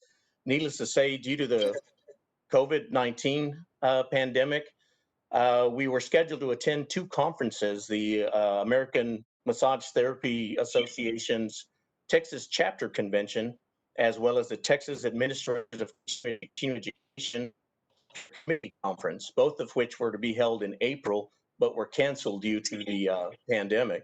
So again, right now we're not doing in-person outreach, but if you are aware of any opportunities to attend virtually, please contact us and we'll be happy to attend and try to attend as best we can. And again, for those listening in, if you want to get regular updates on what's happening with the program, be sure and sign up for the notices, the email blasts that you can get regarding, rule changes, legislative updates, examination requirements, or any upcoming meetings, and the newsletter that I mentioned earlier. And that's it for my report for today, unless you have some questions I would be happy to answer for you. Thank you. Are there some questions? Jerry, I have one question. Yes. So I wasn't clear initially that the requirement for 3 hours of the human trafficking course was going to be required for every renewal. And so it becomes pretty obvious that the 12 hours that are now required for continuing education, basically in terms of massage skills, now are going to be reduced to 9. Since they're going to have to do 3 hours of the human trafficking. Is there anything in the statute that says that those 3 hours for human trafficking can be done, could be added to the 12 hours so that we don't have to reduce our continuing education hours? Well, Mr. Lauterstein, what the statute requires that you take at least 1 hour of it. What we decided, or what the board decided, was that they could use up to 3 hours of the human trafficking prevention courses for those 12-hour requirement or hours that are required. And that's also a minimum. A lot of therapists take more than the 12 hours, where others take just the 12-hour requirement to get their renewal process. But again, it's just a minimum. And as long as they can show 1 hour completion, and it really depends on the course that they sign up for. The current course that's out there is approximately an hour in length. And so that's why it's the 1 hour requirement. But if they do come up, as I mentioned earlier, with other courses and a therapist may be interested, they can use up to 3 hours of the 12. That's a great clarification. Thank you very much. I appreciate it. Any other questions for Mr. Gonzalez? This is Paul Stone, Advisory Board member. I would make the comment, David, that I believe agenda item I relates to the possible recommendation on the proposed amendments to existing rules, which is part of the requirement to take the human trafficking prevention training course. And I too had some comments about that. So I was going to reserve my comments till we got to agenda item I. Excellent. I'm looking forward to it. Yeah, and actually I was about to say that we're going to discuss the rules, and that requirement for HB 2059 is part of that set of rules. Thank you all very much. Any other comments or questions? Okay. Why don't we move on to the Field Inspections Division with Fernando Reyes, please? Good afternoon, board members. Hopefully you guys can hear me. I was having some mic trouble earlier, but I think I resolved it. Again, my name is Fernando Reyes. I'm the South Region Manager for the Field Inspections Division. I'll be providing you with this report today. I'll start off with personnel updates.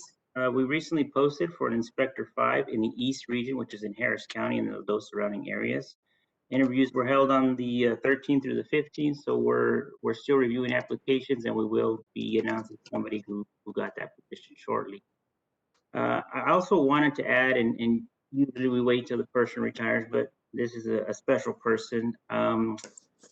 I want to let you know that our field inspections director, Ms. Tanya Guthrow, is retiring after 36 years of service, state service. She started her career here in 1984 and moved up through the ranks and became our field inspections director. I want to, and with all our TDR family, we're going to definitely miss her, and we wish her well in her retirement. Statistics, we'll go into those. For fiscal year, if you look down at fiscal year 2020, since March 17th, I want you to keep in mind, in response to the COVID-19 pandemic, we suspended inspections.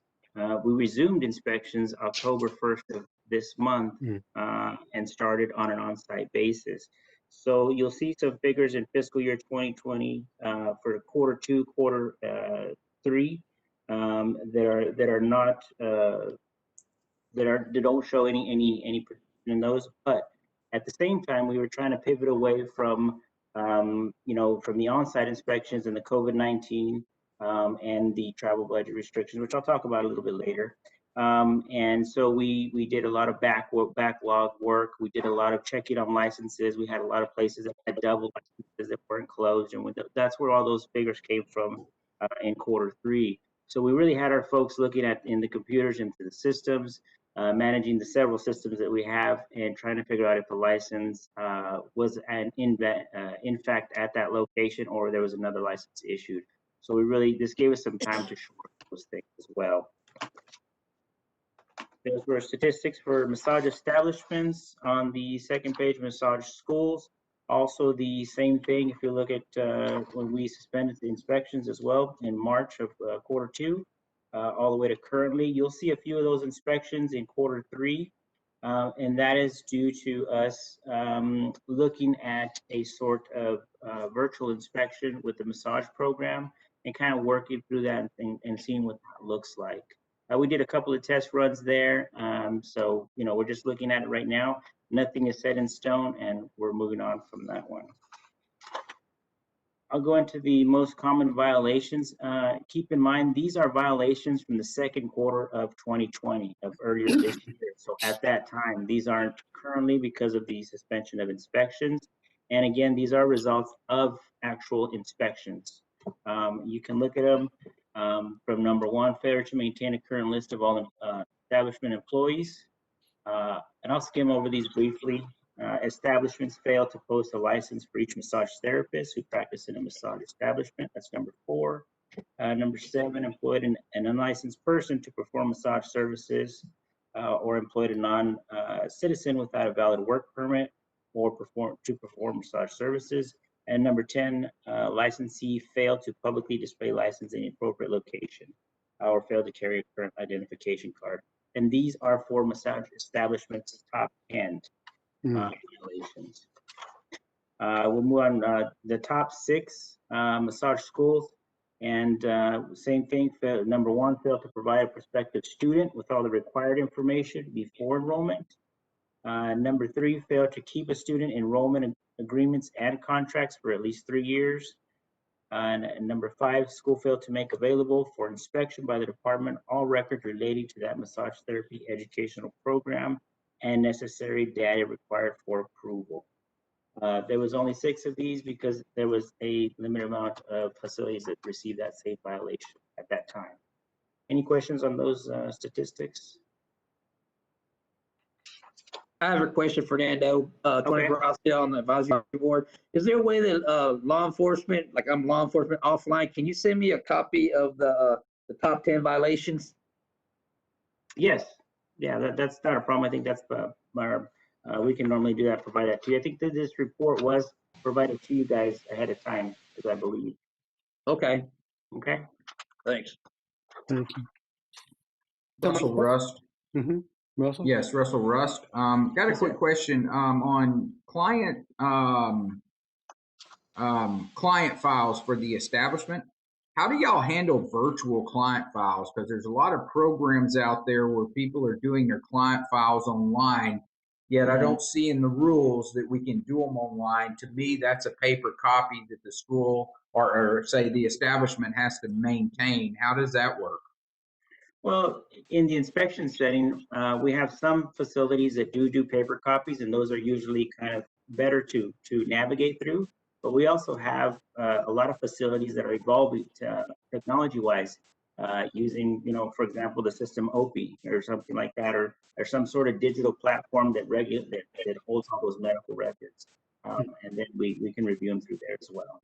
Okay, but these individual massage establishments have the capacity to secure those files through their computers that are on there. So that would be just kind of wondering about how they go. That seems like that would be a very complicated for a small establishment to have that type of security in place. Yeah, and again, I couldn't tell you what their security measures are. I can only tell you how we review them, what we look at. And I think when you ask the question, I think more about schools, massage schools, rather than establishments, when we're reviewing these records. Okay, thank you. Okay. Any other questions? Okay, thank you very much, Mr. Reyes. Appreciate it. I have one more last part of the report. Sure, sure. Our current project. So again, as you guys know, that we suspended our inspections back in March of 17 after that COVID-19 pandemic. We distributed personal protective equipment and provided safety training to all our field inspectors, and we began limited on-site inspections. As I said, we began inspecting on-site only in the 1st of October. During this time, we've not only had to deal with the pandemic and not inspecting, but also deal with travel budget restrictions as well, to negotiate that. And so that's when we started looking at the possibility of doing a sort of virtual inspection. Again, like I said, we're still looking at that possibility and seeing if it's viable, if it's feasible, and if it's really something that we're going to look at. So again, and that concludes my report. If there's any other questions. Okay, that's important work. Thank you. Thank you. All right. Well, we may take a break, but why don't we complete the staff reports by having the executive office represented by Christina Kaiser, please. Good afternoon, Mr. Chairman and board members. I am Christina Kaiser. I'm one of the deputy executive directors here at TDLR. My area of responsibility is regulatory affairs, which includes the enforcement division, field inspections, and also regulatory program management, all of whom they've heard from today. I'm actually sharing this executive office report today with Miss Mary Winston, and I'm going to yield the floor to her at this time for her to talk about the agency's COVID response and also about the agency's strategic planning process. Thank you so much. We call them the DEADs, Deputy Executive Director. It's a name fitting for Halloween, but other than that, we just, so thank you, DEAD Christina Kaiser. Only Halloween, only Halloween. So, good afternoon, Mary Winston, Advisory Board Attorney, and I will be bringing part of this report today. And first, I want to talk about TDLR's COVID-19 response. I'll be referring to our website. We do have a page on our website that is entitled TDLR Takes Action in Response to COVID-19 Threat. Our response has been both internal and external. Externally, We've acted as a conduit for information. When we receive information that becomes available from Department of State Health Services, Centers for Disease Control, or the Office of the Governor, we share that information. On this page, you'll find that we have links to Governor Abbott's executive orders. And for those who have signed up to receive emails from TDLR, you also began receiving emails with updates related to COVID-19 around May 1st. Internally, TDLR's core values have been hard at work. This unique coronavirus that we're dealing with, it had everyone at a hard stop, but that was only momentarily. That stop meant, okay, we can't come into the office, but it didn't stop the work. Our IT division moved with breakneck pace. For all of us who have laptops and had abilities and capabilities to work remotely, we began working full-time remotely. For those who didn't have that initial capability, IT jumped on it, led by our executive team, literally an unimaginable speed to relocate in-office staff to remote working. We always had to keep some staff present. We do have a mail room. We have some folks in finance. We have things that have to continue to be maintained in person. And so those people have continued to rotate in to safely distance and practice and still get things done. We maximize all existing remote platforms such as WebEx. We learn to incorporate the new platforms. And thanks to Michael Fickle, our webmaster, and his team, we have been afforded the ability to communicate within the agency and with conducting external meetings as well. Now, this hasn't been without internal and very personal disruption. We've seen staff members who've been personally ill, who've had family members to become ill. We've temporarily closed offices or floors of the buildings to have them deep cleaned. But we really have shown tremendous spirit to serve the public in spite of setbacks. Sometimes working from home, you have to shut it off. I've been told, get off your email, Winston. And I say, yes, sir. But not before I ask, why are you still on the email, sir? So our core values have really continued to shine through, and we worked our very best to provide the services that we can to the state of Texas during this time where it's just a little different, right? TDLR's strategic plan. This can also be found on our website. We provided this plan to the governor's office on June 1st of this year.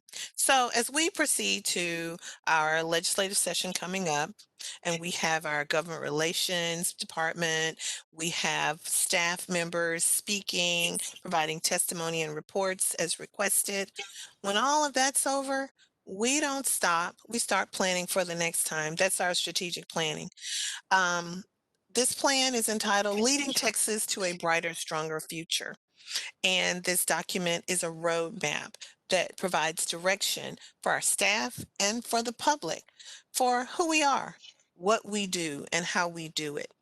The plan introduces our new anti-trafficking unit, which we spoke a little bit about earlier, because the understanding of that process that has tried to infiltrate your practice, the legislature knows, and they heard the need, and they gave us money to get a team aboard and start this process. And COVID didn't stop the team. We just had to change the way that we accomplish some things, but we're still working. The plan introduces this new unit. The plan discusses our Sunset Commission process, which Ms. Kaiser will speak on in a little bit. And it also gives some information on how TDLR handles disaster preparedness planning. If it's not a storm, it's COVID, whatever it is, we need to be ready. It also incorporates input from commission members, advisory board members, staff, and the public. This is the time that we generally travel across the state and we ask several questions, including what we do well, what can we do better? If you were king or queen for a day, what is the one law or rule policy of TDLR that you would change? Couldn't do that this time. We were limited because of safety measures. But just because we couldn't travel, it didn't mean that we didn't get the job done. We crafted questionnaires, we conducted virtual surveys, and virtual strategic planning meetings that we invited the public to provide input. We really put a lot of work into this strategic plan to make it thoughtful, innovative, and functional. This is available on our website for your reading pleasure, and we invite you to read it. It's not a short document, it's not super long, but if you take the time to read it, it will help you understand the process better. And I want to turn this over to Ms. Kaiser at this point. Thank you. Thank you. Thank you, Mary. Again, this is Christina Kaiser, Deputy Executive Director. I'd like to talk to you about the other items on the agenda today from the Executive Office. The first being our legislative appropriations request. So as you probably are aware, the next legislative session will begin in January. The legislature of Texas meets every 2 years in odd-numbered years. So in the even-numbered year before each legislative session, state agencies are still busy, as Mary intimated. Specifically, we are required to submit 2 things in preparation for the next session. The strategic plan that Mary just told you about, which is submitted around June. And then a few months later comes the legislative appropriations request, or LAR for short.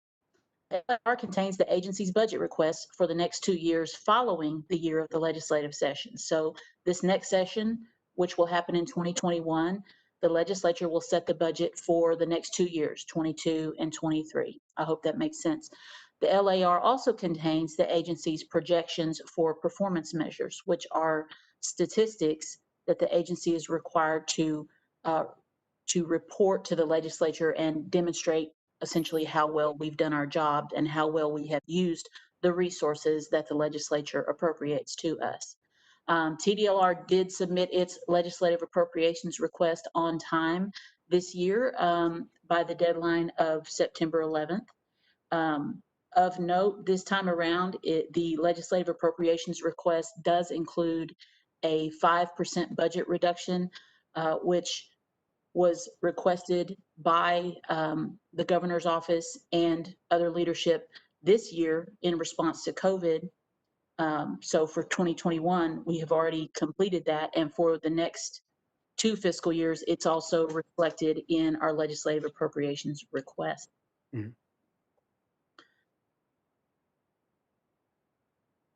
I'll talk a little bit about the sunset process now. As you're probably also aware, if you've been paying attention to TDLR much at all over the last year, we have been under sunset review. This is a review by the Sunset Commission of Texas, which is actually another state agency. And the role of a sunset review is to determine whether a state agency is still relevant, if it is still adding value for the citizens of the state of Texas in the way that was contemplated when the agency was originally created. So TDLR's sunset review began in about September of last year, and it involved staff, actual agency employees from the Sunset Commission coming over to TDLR and immersing themselves in our world. They had an unknown number of meetings, I would guess 80 to 100 at least, meetings with agency staff in large groups, in small groups, some were individual meetings, and just learned about our processes, learned about our priorities and our policies. And what they're doing is trying to get very familiar with the way we do things and determine if they see any areas for concern. Part of the sunset process is comparison of our processes against a standard model that Sunset maintains for regulatory agencies. So that's part of what they do. But then they're also just looking at anything that might pop up on their radar. So after their exhaustive process, the Sunset staff issued their report about TDLR on June the 4th. The staff report contains 7 issues that reflect various findings and various recommendations about the agency. Of note, issue 1 recommends that TDLR continue in operation, so that's a good thing, right? As you read through the report, which is available on the Sunset Commission's website, there is also a link to that on TDLR's website. As you read through the report, you'll see that under each one of those issues, there are recommendations. Some of the recommendations are recommendations for statute changes, which would need to happen in the next legislative session. Other recommendations contained are management action recommendations, and these are things that don't require a statute change. They simply require a change in the agency's processes or perhaps policies in some way. So the issuance of the Sunset Staff Report is not the end of the process at all. It's actually just one step in the process of Sunset Review. A couple of things will happen after this. The next thing that's expected is that the Sunset Commission will hold a public hearing on TDLR's report. We have been informed that that will happen sometime between now and January, but a specific date hasn't been set yet. After the public hearing on TDLR's report, the next step will be a decision meeting by the Sunset Commission. And at that meeting, they will they will actually vote on all the recommendations contained in the staff report. They can accept them, they can reject them, they can modify them. They desire to do that. Even after the decision, Sunset still isn't over. Next thing that needs to happen is, based on the recommendations adopted by the Sunset Commission, bill will get created and filed in the next legislative session to carry out those statute changes that are recommended in the Sunset Report. And of course, like any other bill, this bill has to survive, make its way through, and pass in the legislative session. So at the end of the legislative session, we may have a bill that gets passed with some statute changes. And of course, we stand ready to implement those to the extent they are passed. In the meantime, though, remember I said there are two kinds of recommendations. There are statute changes and then management actions. In the meantime, we are already working to implement some of the management actions contained in the Sunset Staff Report because we agree that they're good ideas. They will help our agency perform better, and so we're moving along apace on those. And that kind of reflects our overall feeling about the sunset process, that no matter what ultimately passes in the legislative session, we are a better agency already for having gone through this process and had, an unbiased outside view of our agency, complete with all the warts. And so we are taking steps already to implement some of those improvements. The last thing on our agenda is to take a look at some statistics. We like to provide advisory boards with some information about the extent to which your profession's particular web page on the TDLR website is visited by the public. So what we have here, are you all able to see a document up on the screen? Okay, very good. So for the past 6 months, from April 15 to October 15, the massage therapist website has had over 222,000 views, averaging over 1,200 per day. 41% of those visitors accessed your website from a desktop computer, 57% did from a smartphone, and then of course 2% from a tablet. The top reasons are also listed here. I'm not going to read through all those for you, but it's not surprising that number one on the list would be to renew a massage license. I am happy to answer any questions that you may have about any of the stuff that I talked about in my report, and similarly, Mary can answer questions if you have them for her. Okay. Well, are there any questions for Mary or Christina, please? Yes, David. Russell? Yes, Russell Rust. I have 3 questions. First is appropriations. Whenever we moved over to TDLR, I thought TDLR was kind of a self-sufficient regulatory agency, meaning our license fees and the things that we brought in suffice for the amount of money that TDLR needed to operate. Is that not accurate? That is accurate in the sense that TDLR is responsible for assessing fees in an amount that is necessary to cover the expenses of each individual program. Okay. Well, I know appropriate, like the new computer systems and stuff. Y'all have to have additional money to put all that together. I know y'all are dealing with, yes, sir. I don't even know how many different programs trying to operate and trying to get that into one system. Next question for that. If I can just speak to that, as I understand, and I'm certainly not the finance expert, but as I understand it, while we collect fees throughout the year, that money is considered revenue of the state. And so the Appropriations Act is the thing that allows us to spend that money on our operations. So even though we may collect, X amount of dollars, we still have to have this authorization to spend that money on our operations.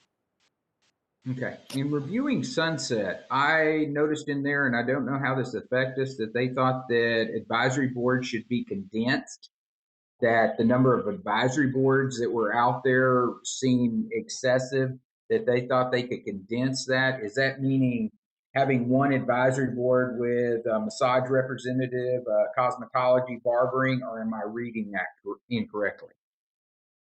So my understanding of that recommendation, and Mary, please jump in if you have some additional thought. There was a recommendation that agencies be able to create multidisciplinary advisory boards when there are issues of concern that may spread across multiple of the professions that we regulate. An example would be there might be issues that affect both our air conditioning program and our electricians program. So in that instance, instead of meeting with two boards separately, create a multidisciplinary board to talk with both of them at the same time. Separate from that, go ahead, Mary, if you wanted to jump in. There's another one, Mary Winston, TDLR. The Sunset staff went to several meetings, and where they felt there was staff work overload or overlap, I'll say. For instance, they had, I don't want to say issue, but one of the issues that they did put in the report pertained to cosmetology and barbering. And that's one that they considered and recommended possibly grouping that profession, actually. So there are a lot of different issues. Okay, that's what my question was, because y'all are considering us kind of like barbering and cosmetology. So I didn't know if. Okay, we are okay, not. okay, just making sure. And actually, neither did Sunset. You were not placed in that pool. Okay, and I don't want to bust y'all's bubble on the 224,000 people that had visited the website, probably 100,000. Oh, we lost sound. Mr. Russ, I'm not able to hear you.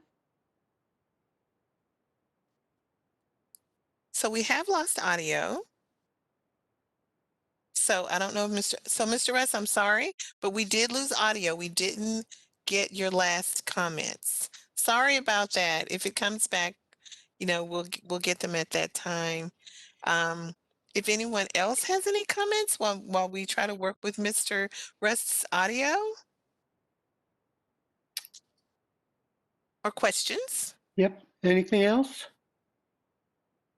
Okay, well, pending resolving Mr. Russ's, the issue with his audio, I want to thank Ms. Kaiser and Ms. Winston quite heartily and appreciate all the information.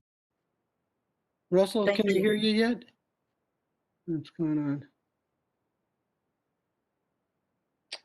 Well, let me say that we could start up again with that, but I think this would be a good time, since we still have a few things to deal with, for us to take a 15-minute recess. It's now 2:55 on my clock, and so I would like to call for a recess and ask that everybody be back not later than 3:10. Is that fine with everyone?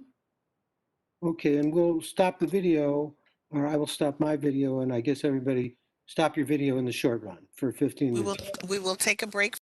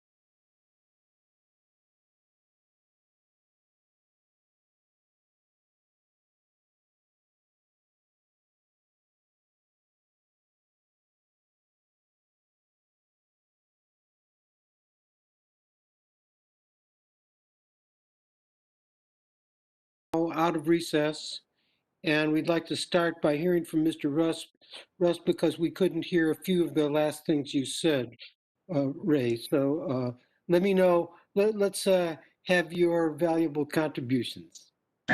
It wasn't valuable. I said that y'all would have to deduct half of the website visits and make that about me going there every day that many times. So I'm sorry.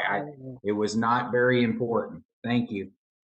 Oh, well, I'm sure those were lovely visits, and thank you for being such a constant visitor. That's wonderful. Okay, so I'd like to call upon Susan Sparks, our advisory board member, to give the standard of care work group report at this time. Hey, Susan Sparks here, Advisory Board. The Massage Therapy Standard of Care Work Group Report, October 29th, 2020. The Massage Therapy Advisory Board Standard of Care Work Group met on October 2nd, 2020. Meeting attendees included David Lauterstein, Susan Sparks, and TDLR staff. The work group reviewed and discussed proposed draft rule language regarding the requirement to obtain written consent prior to each session during which breast massage will be provided. The work group recommends approval of the proposed draft rules that will be presented today. Is that it then? That's it. All right. Any questions about that? And I'm sure, like you say, it'll be discussed. So thanks very much, Susan Sparks. And let us move on to item I, discussion and possible recommendation on the proposed amendment of existing rules. So Molly Fudel to be doing that? Yes, thank you, Chair Lauterstein. This is Molly Fudel, Assistant General Counsel. So I'm going to present these rules for you for publication in the Texas Register. As Ms. Sparks mentioned, part of these rules, the breast massage rules, went to the standard of care work group. I believe that the intent of these rules all along has been to require written consent before each session in which breast massage is going to be performed. We wanted to tighten up the language and make that absolutely clear, and that's what these rules do. These rules also do a couple other things. One is they implement that HB 2059 human trafficking prevention training requirement, and I'll talk a little bit about that as well. And they also make cleanup and clarification changes. So to give you some background on HB 2059, I know Jerry was talking about it a little bit, but this is a new statute that requires all massage therapists, as well as a bunch of other healthcare practitioners, to take a human trafficking prevention training before each license renewal. And so the HHSC has to approve the human trafficking prevention trainings. I believe at this time they only have one approved, and it's for 1 hour of credit. So we brought this to the education and examination work group with Mr. Lauterstein, Mr. Rust, and Ms. Guerin some time ago, and gave them the option and talked to them about whether that would count for CE credit.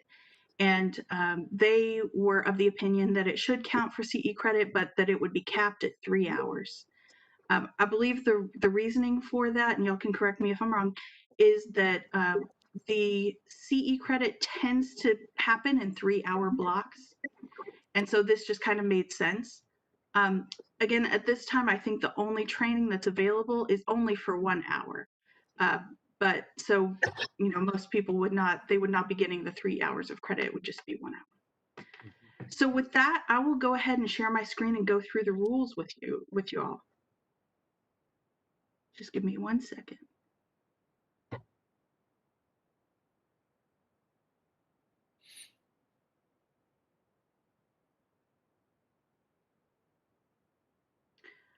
Okay, so here are the proposed rules that we're bringing to you today. I'm just going to go through them rule by rule and tell you about each change.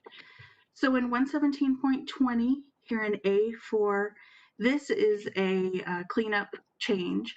And we've put in here that an applicant for a massage therapist license must ensure that a certified transcript or other record of all relevant coursework is submitted to the department. This is not a substantive change.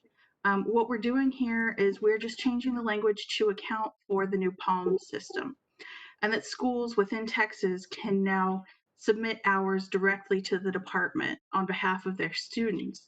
But this language also leaves in the fact that some applicants are going to be coming from out of state. And so those out of state applicants will go ahead and submit the transcript themselves. So that is the purpose of this change.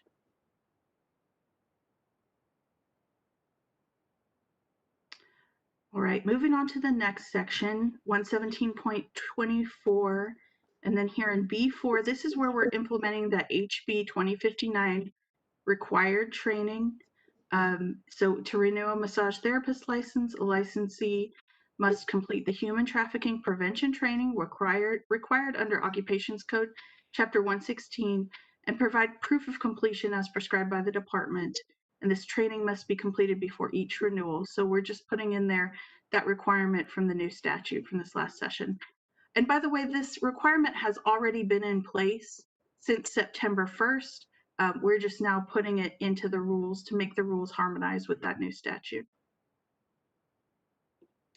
117.30, here we're just correcting a typo in the rules. It said therapist and it should be therapists. Moving on to 117.31, here in A, you'll see this new sentence here describing the approved or acceptable continuing education. This actually is nothing new. We just moved it from further down in the rule and moved it up to make the rule easier to understand. So I'll go ahead and scroll down and you'll see the same language was right here in 4, and we just moved it up. And here we go, 117.35. This is a new section, and this is to give CE credit for that human trafficking prevention training. This allows for no more than 3 hours of credit per license term for completing that human trafficking training. And again, this is something that the Education and Examination Work Group recommended. Going down to 117.64D, this change is again just a clarification.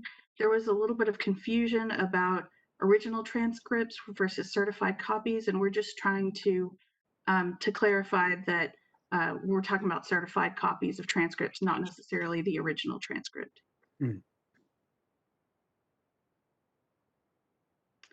Okay, moving on to 117.82. I'm going to start getting into the rule amendments to clarify or to put in the requirements regarding breast massage. So you're going to see some of the same amendments over and over again, and we just had to make sure that they went into each rule that touched on this. So in 117.82H, it says a massage establishment shall properly maintain and secure for each client a variety of documents, the initial consultation documents, all session notes. We're adding in written consent documents and related billing records. The reason why we're adding in that written consent documents is, as you'll see further on in the rules, for this requirement for a new written consent before each session involving breast massage, we're saying that that can be documented in a new consultation document, or it can be documented separately.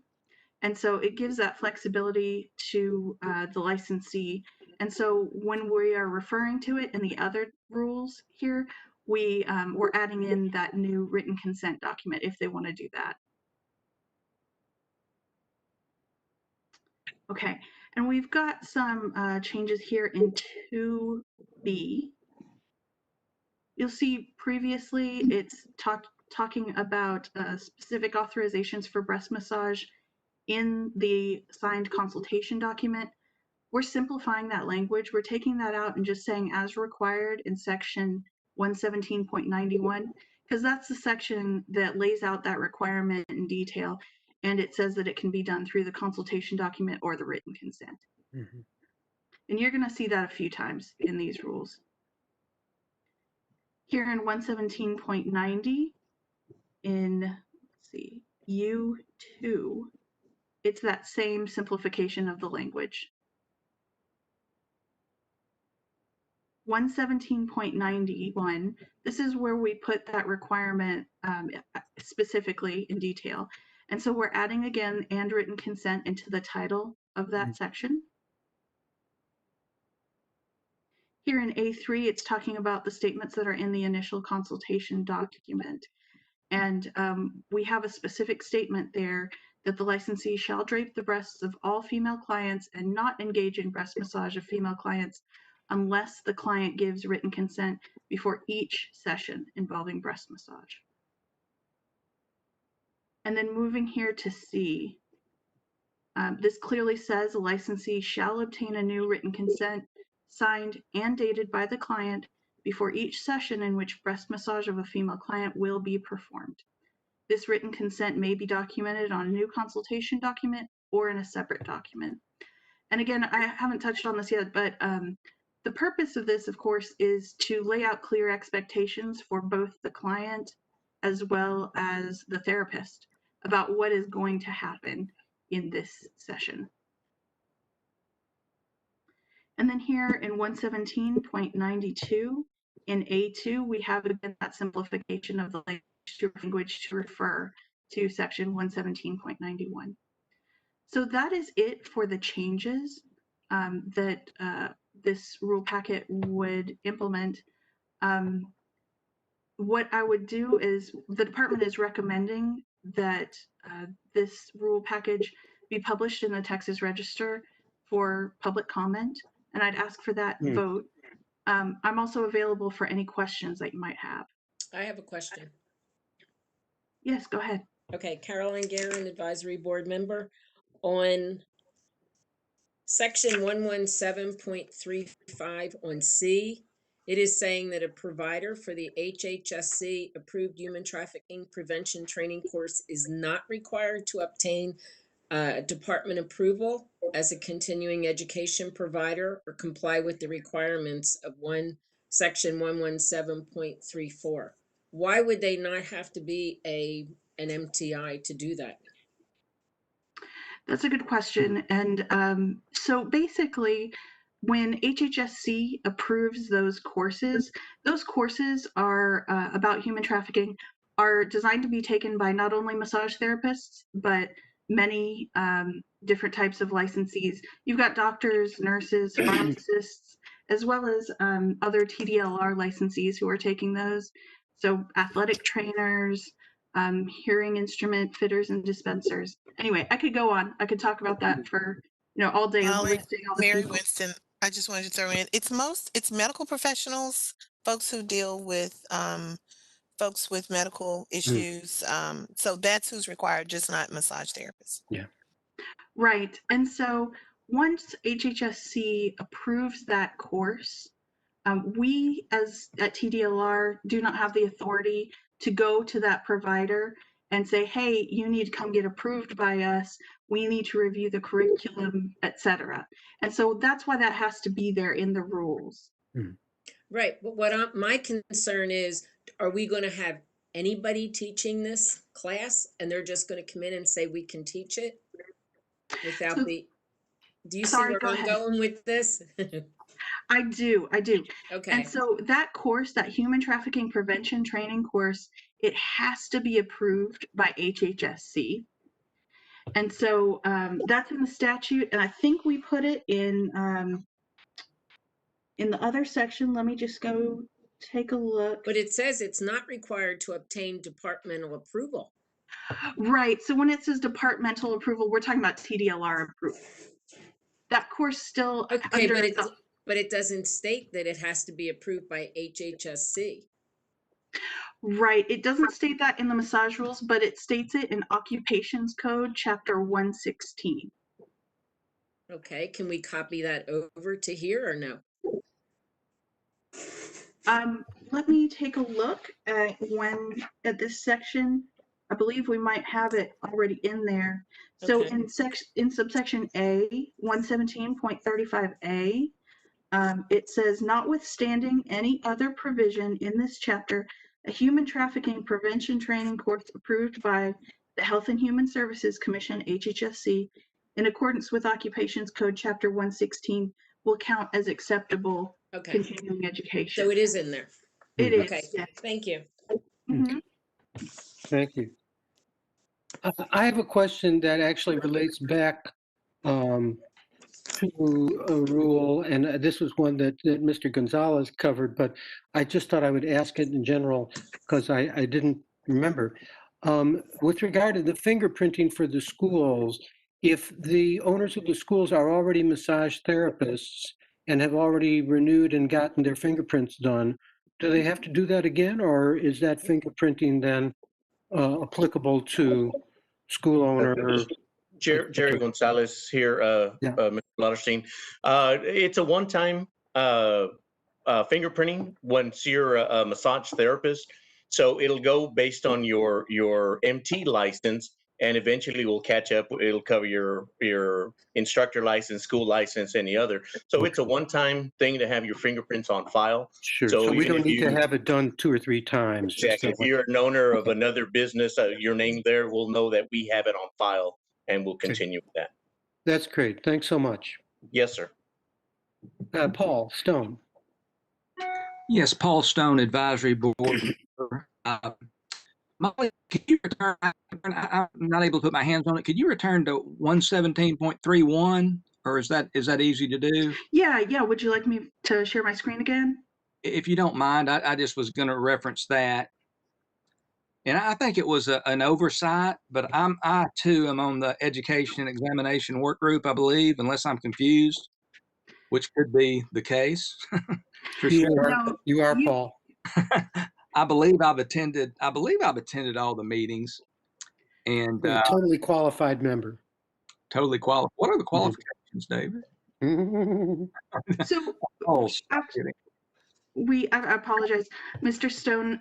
We did send you the invitation, and for some reason, I don't know if that invitation got lost in the email universe, but you weren't didn't attend the meeting. I apologize if that invitation got lost. and that was my question. I knew there was one that I received, and I guess this was the meeting that I didn't attend virtually, I guess, that maybe I needed to. We need to attend all of them. But my concern is on this, looking at 117.31, the underline, which references the change, I guess. These programs must be designed to increase and enhance professionals' knowledge, skills, or competence in the practice of massage therapy.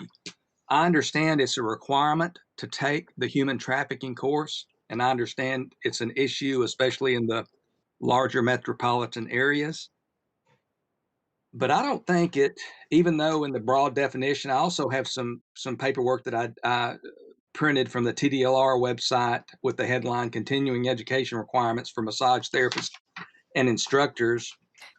And it indicates that courses, one of the headlines, courses must be designed to increase and enhance professional knowledge, skills, or competence and be provided by a TDLR approved provider or one of these recognized continuing education providers. And I realize that this provides for an exception to that, but also acceptable course curriculum, practice of massage therapy, the manipulation of soft tissue, these areas that courses, I'll just read. Acceptable continuing education includes attendance and completion of courses that are directly related to the theory or clinical application of theory pertaining to the following: practice of massage therapy, the manipulation of soft tissue, and here's where we probably put this one in, the broad interpretation, massage therapy laws and rules, business practices, and maybe even professional ethics. But I just don't think this, while I understand it's going to be part of our new world, I understand it's needed. I'm in disagreement that it should be accepted as CE credit. We have a minimal 12-hour every 2-year requirement. When you compare it, maybe I don't know what it might be comparable to some of the other programs under your regulatory arm there, but we already have a minimal requirement. There are fewer and fewer live classes being taught with the advent of online classes that people can take for less money, and I certainly understand people doing that. But the teaching, the ongoing teaching of massage therapists in live classes, learning skills and techniques that do increase and enhance their professional knowledge, skills, and competence are kind of a dying breed. And some of us, including Stone School of Massage in Tyler, Texas, in the spirit of full disclosure, which I'm the co-owner of, continue to teach these classes. And, I just don't see where it, I understand it's needed, but I think it's kind of a reach to just fit this in there and say, yeah, they can get CE credit, because I don't think it might meet the definition if you use a broad interpretation of the definition, as I said, but I don't think it fits the spirit. And I have concern that a therapist would be given CE credit for taking a course in human trafficking. It's just doesn't match to me. So thank you, sir, for that comment. Just from a rules perspective and the language perspective, because you're talking about two separate things, whether it's CE and whether it's CE. The human trafficking prevention training as CE, it is a departure from the other types of CE that are currently acceptable. So this section in 117.31, this describes all the continuing education programs, the requirements that they have to meet currently under the rules.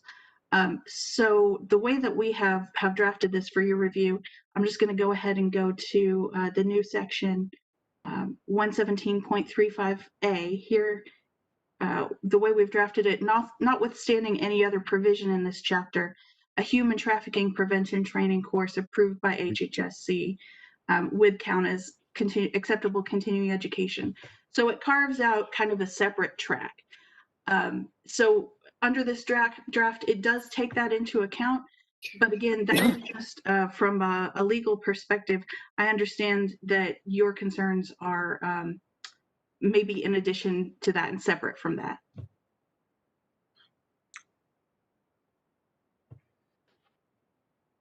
You're muted, Paul. I'm sorry.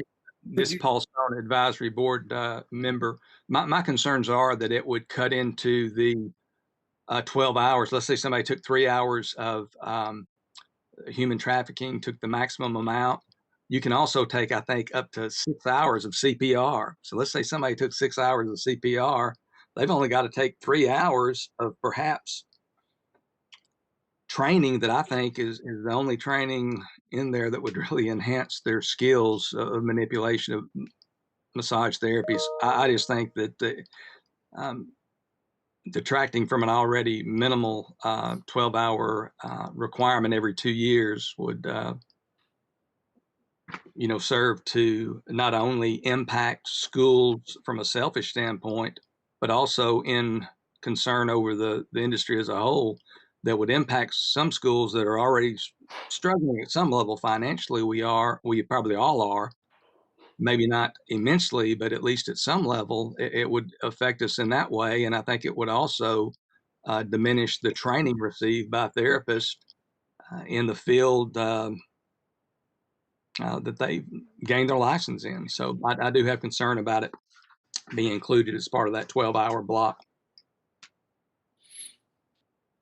This is Russell Russ. Can I make a suggestion?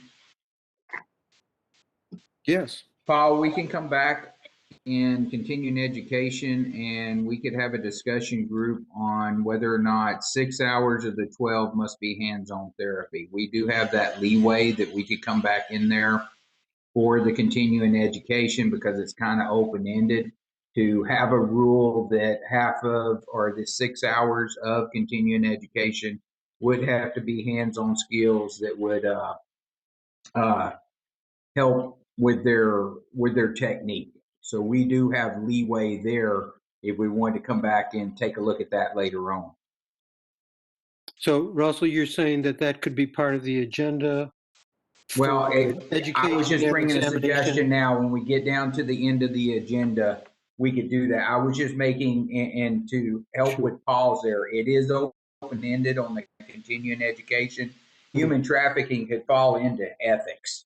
That is an ethical thing, so that is acceptable continuing education if we want to go that way. But we could also come back and take a look if it was something that the board wanted to do about half of the hours, because the continuing education section is a little open for interpretation, that we could have a rule or make part of that as a rule, just as a suggestion right at this moment. Yeah. So let me say, I imagine that could be a work group discussion. That's also It could. possible. Okay. Carolyn, you're muted, so to speak.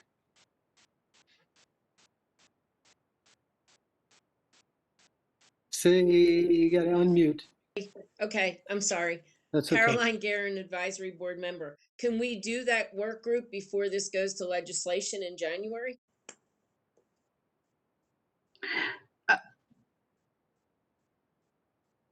Sorry, I muted and then unmuted myself. Okay.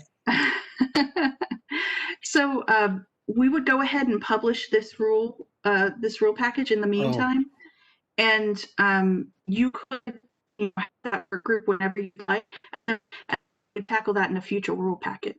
But would it be for this legislation group, or would it be another one? Would it go for January? Well, it's actually done separate from the legislative session. Oh, okay. Yeah. But would this be then open for public comment then when published? Correct. Uh-huh. So Paul? that's when we would put in our concerns? One of the contexts.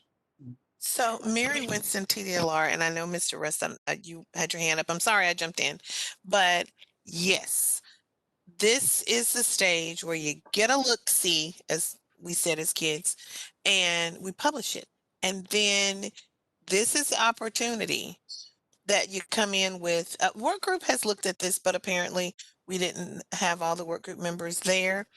But and so we went forth with this recommendation. We can still publish, and in publishing, this is not the final. This will come back with public comments that are made over that public comment period. Then we come back and we make edits at that time. If we pause now, it's like not even giving the public and everyone an opportunity to actually verbalize or pitch in yet. But this time period would allow board members and all the members of your profession to provide input on what we put out for public comment.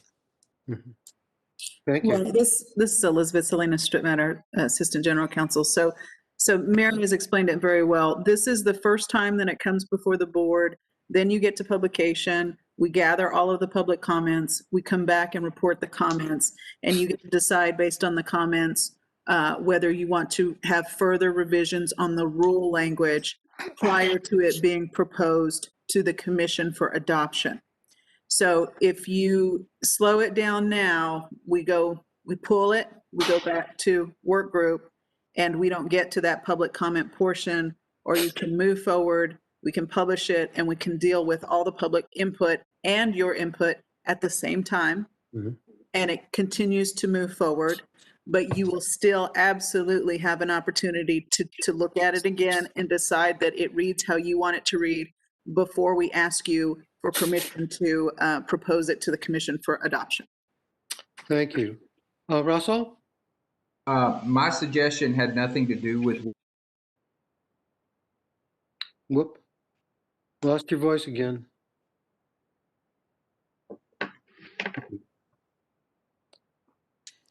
So that is one of the odd blips that I talked about at the beginning of the meeting. Mr. Rust, we cannot hear you, and I'm not sure why. Can we try Mr. Stone? Yes. Uh-huh. I'll ask this question, Paul Stone, advisory board member. I'll ask this question to Molly or Elizabeth. Do you ladies both have extensive experience in these kind of rules being published if we were to approve this? Right. Molly and I both have been with TDLR for quite some time. We both oversee quite a few number of boards, and we have both been experienced in rulemaking. So this is definitely not our first time at the rodeo, and we definitely have the experience to guide you through that public comment and possible rewrite on the rule in response to that public comment. And once you publish, though, if we go forward, and it's my understanding on this item I today, the advisory board's taking some type of vote. Is that correct? We're taking a formal vote? That's correct. Molly would ask for permission to publish. There would be a motion. It would follow the procedure. But yes. And the reason I asked about the experience level is once we get these published, what would be your estimation? 99% of those eventually go into or greater go into being statute. I mean, with very little change probably. So it really cut out on the last part of that question. Could you repeat that? I'm just basically saying I'm not going to say it's a formality, but Oh, no. I mean, most of these, so you're nodding, Mary, I guess there's a lot of change. So I'm gonna let me interrupt, sorry, but this is what I'm doing today. But so it's not a formality, Mr. Stone. This is the time that we just get it out there for folks to see and comment. So this takes it from beyond just a work group. It takes it where members of the board can comment, members of the public can comment, anyone can comment. We've seen things completely changed based on public comment. It depends on which way you're trying to go. This isn't a formality. Actually, this is what came up from the work group. We can change that. It depends on public comment comes up. So when we come back, mine and Elizabeth will say, it's been out for the comment period. Here are the comments. Your board gets a copy of each of those comments. So you get to see it, then they come on for the next meeting, and then they tell the public what they say. And then based on that, we may change things. We may, oh, this made sense. Oh, blah, blah, blah. It's still all in your hands to make this recommendation. So, yeah. Mary, you're proposing democracy in action, it sounds like. Fancy that, Mr. Lauterstein. Fancy that. So, Mr. Stone, no, it's not over. Not at all. This is what our executive director likes to call the first bite. So we got a little nibble, then we put that big cookie out to the public and we let them just cookie monster it to death. And then it comes back. And how many, I mean, I know I'm not going to mention programs, but we've had different programs where I know Elizabeth and Molly have been involved, and we've had how many thousands of public comments?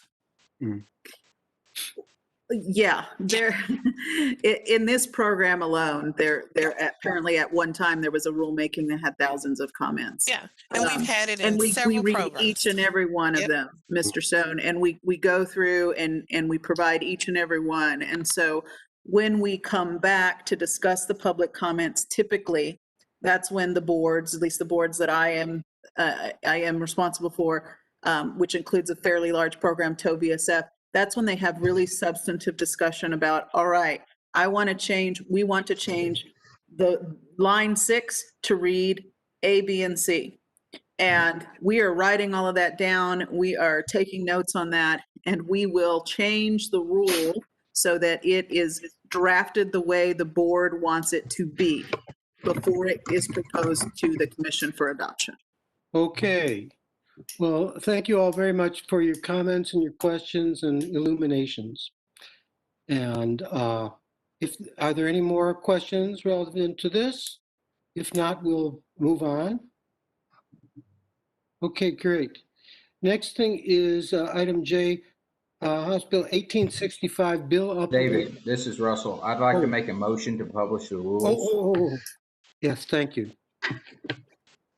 Okay, do we have a second to that motion? Caroline Guerin, I'll second that. Caroline Guerin, the advisory board seconds it. All in favor? Sir, if I can, I'll do a roll call vote for you. Yes. Okay, please, Anna, thank you. Russell Rust, Aye. Susan Sparks,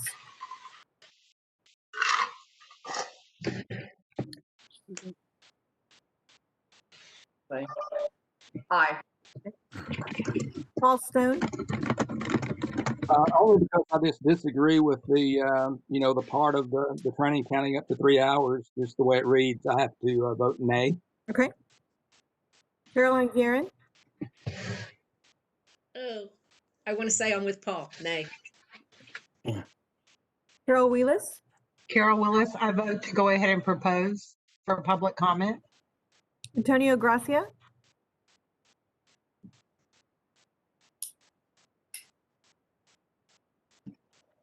Here. Yeah. and Kitra Taylor. Aye. And Mr. Lauterstein, presiding officer. I say aye. The motion passes, sir. Okay. Okay, I thank you. don't have to Motion change passed. my vote, right? Anna? Yes, I was ma'am. going to change my vote because I forgot it goes to public comment. So I'm okay with that. Uh-huh. I'll go yay. Okay. Yay. The motion passes, sir. Very good. Okay, we were talking about moving on to bill implementation update regarding 1865. It says a group of staff members will be speaking to that.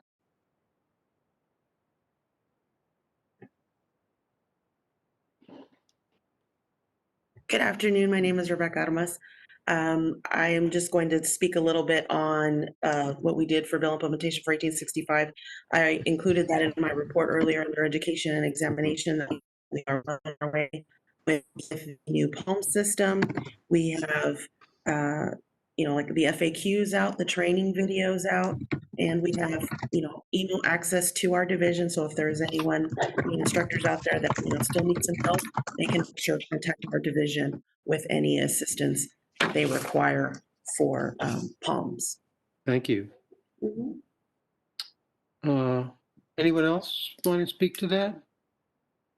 Or questions? Okay, thank you. Let's move on to K, House Bill 2747, bill implementation update with Mr. Gonzalez.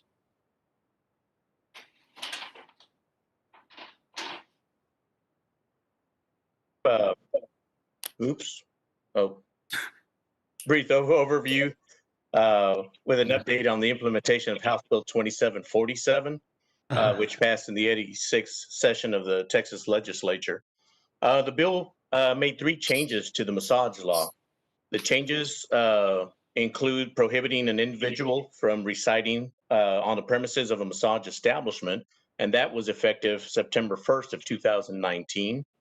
It also required a licensed massage therapist to attach their photo to the front of their posted license, which became effective January the 1st of 2020. And lastly, it requires the massage establishment and massage school to display a sign regarding the services and assistance that are available to victims of human trafficking. That went into effect April 1st of 2020. TDLR's has created some signs and made them available, and they're on the massage homepage under the Forms and Publications tab on the far right side of the page. The information on the forms are written in English, Spanish, Korean, and Mandarin as well. When the bill first was passed, TDR informed the profession through various of the changes through multiple media outlets, social media outlets, was posted on our Health Monitor newsletter, and sent out several email notifications with the changes. Through the rulemaking process, the rules incorporate the law changes to the rules and became effective February 1st of 2020. There's still a little work to do in that we have to implement these changes into the enforcement plan. But that's something that's on the radar and needs to get done soon. However, enforcement, as well as with what field inspections noted, there hasn't been an increase in complaints related to these 3 changes. Some, again, just normal every day. Nothing's been come across, but also the lack of some of the inspections. But for now, everybody seems to be in compliance and know the requirements from this bill. And that concludes my overview. If you have any questions for me, I could answer. Any questions? All right, thank you very much. Thank you. All right. So item L is to be a discussion between the advisory board members to look to fill up some vacant positions on the massage therapy work groups. For the public, just to let you know, there are 4 different work groups. Each of them has 4 volunteers from the advisory board. And so let me just say that these work groups are the enforcement work group. The other one is a licensing work group. The third is education and examination. And the fourth is standard of care. Now, just to go back to that then, the enforcement work group, more specifically, it reviews and makes recommendations regarding criminal conviction guidelines, the penalty matrix, and other enforcement-related matters and rules. On this work group currently is Russell Rust and Carol Willis, and that leaves 2 vacant positions. And I'm just wondering, first of all, if Russell and Carol are still fine being on that work group, and then if there's any other advisory board member who would like to be on the enforcement work group. Carol Willis, I'm happy to continue on that Okay. work group. That's very helpful. Russell, you fine with this? Be happy to continue to be a member? Not Can you sure hear if me? Mr. Rust can hear us. Okay. Yes, I Mr. can hear you. Gracia? I'm already Gracia, you had your hand I'm on raised? the group. Yes, You are on this? I'm already in that work group. Okay, great. I think the list I got didn't have your name down, so we'll make sure that's Say that again. clarified. This is a criminal enforcement. This is that enforcement work group that looks at recommendations regarding criminal conviction guidelines, the penalty matrix, other enforcement-related I'm matters. confused. You just said me and Carol Willis was already on there, so that's You why are. I'm I just confused. wanted to confirm that you wanted Yes, to I continue. am. Okay, Thank great. you. I'm sorry. No problem. And Antonio Gracia is on this as well. Do we have a 4th member who might be interested or willing to be on this work, in this work group? I suppose, Anna, if we just have 3, is that, Petra? Were you raising your hand? Yeah, what are the requirements? That you be an advisory board member. However, let me just say the other work group that has vacancies is the standard of care work group, which reviews and make recommendations regarding standard of care matters and rules. So that's the other where we have 2 vacant positions on. On the enforcement group, now we have 1 vacant position. So if you'd like to go for one or both, that would be fine. I think I could do that. Do both or one? Some of our members are on 3. I'm on 3 groups, and others are just on 1 or 2. It's up to you. I'll do both. Okay, terrific. And that leaves just 1 vacant position on the standard of care work group. Do I have anyone else who would like to be on that? The standard of care work group makes recommendations regarding standard of care matters and so on. Caroline? David, who's on that now? Susan Sparks and myself. Okay, I'll go on that one. Okay, terrific. All right, then we're full of those. Then that's done. Thank you so much. Anna, do you have the clarity of that? Yes, sir. Did you want me to name off everybody? Might as well, just for a reminder. Thank you. Okay, the enforcement work group to review and make recommendations regarding criminal conviction guidelines, the penalty matrix, and other enforcement-related matters and rules is Rust, Wheelis, Gracia, and Taylor. The licensing work group to review and make recommendations regarding licensing requirements and rules, inspections and compliance, and other administrative matters is Lauderstein, Guerin, Sparks, and Stone.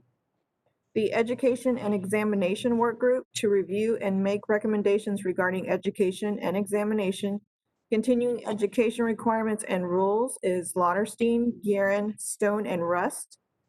And the standard of care work group to review and make recommendations regarding standard of care matters and rules is Sparks, Lauderstein, Taylor, and Guerin. Excellent. Thank you so much. Okay. Thanks for helping work that out nice and quickly. Now, item M, it says, we're nearing the end of the meeting, recommendations for agenda items for the next board meeting. Russell? Yes, I have an agenda item that I would like us to discuss. Agenda item for the next board meeting, I would like to address the law section 455.156. Say that again. In this, I'm sorry? Could you say that number again? 455.156, license requirement for massage therapist. Mm. If you go below B, an applicant for license under this section, number 1 says present evidence that the department, that a person has satisfactorily completed the studies in a 500-hour minimum supervised course of instruction provided by a massage therapy instructor. The definition of a massage therapy instructor is in the law. There's also a law or definition for an instructor. I don't think the law provides for anybody other than a licensed massage therapy instructor to provide all 500 hours of the supervised education. I think in the rules it states that on 117.4 person qualified to instruct other than massage therapy. I don't think the law gives this a place. Mm. The law is very strict or very says that a massage therapy studies of 500 hours must be taught by a massage therapy instructor. Mm. I don't believe the rules are in line with what the law states, and I'd like to bring that up for a discussion our next board meeting. Mr. Russ and presiding officer, Mr. Russ, you're on several of the work groups. Is that something that you would like to discuss with the work group prior to the meeting? Okay, I'm confused to the instructions that I got when I brought this up. So I'm going by the instructions as I understood them when I brought this up in a email. And like I said, I will do whatever is needed to do. But the way it was brought to me and instructed that I need to bring it up into the board as an agenda item for the board to discuss. Okay. Well, but I can take it to a work group as well. Or we could do, yes, we could do both, I would suppose. Yeah, typically it's both. That just means typically Mary Winston TDLR, that initially a smaller non-quorum set of folks, board members, take a look and then they bring, more, their finding of the 3-4 folks to the advisory board meeting. But, okay. Okay, Mary, can I make a suggestion? Sure. I really don't think any of us as board members, other than Mr. Stone, really understand how agenda items are brought up for discussion. And Mr. Stone is very well versed in these types of things. I've done as much reading as I can, and I'm really not understanding how to bring in what is a legitimate agenda item to bring up before the board as compared to what is something that just needs to be handled in a work group prior and then it's brought to the board. I'm a little confused, and I don't know about I'm just going to guess. I know Mr. Stone is very well versed in it, but I don't think I am. I'm not speaking for the other board members. I would have to let them answer for themselves. Well, I'm not going to limit you on what you recommend to bring to the board. And so your recommendation for the next board meeting is duly noted.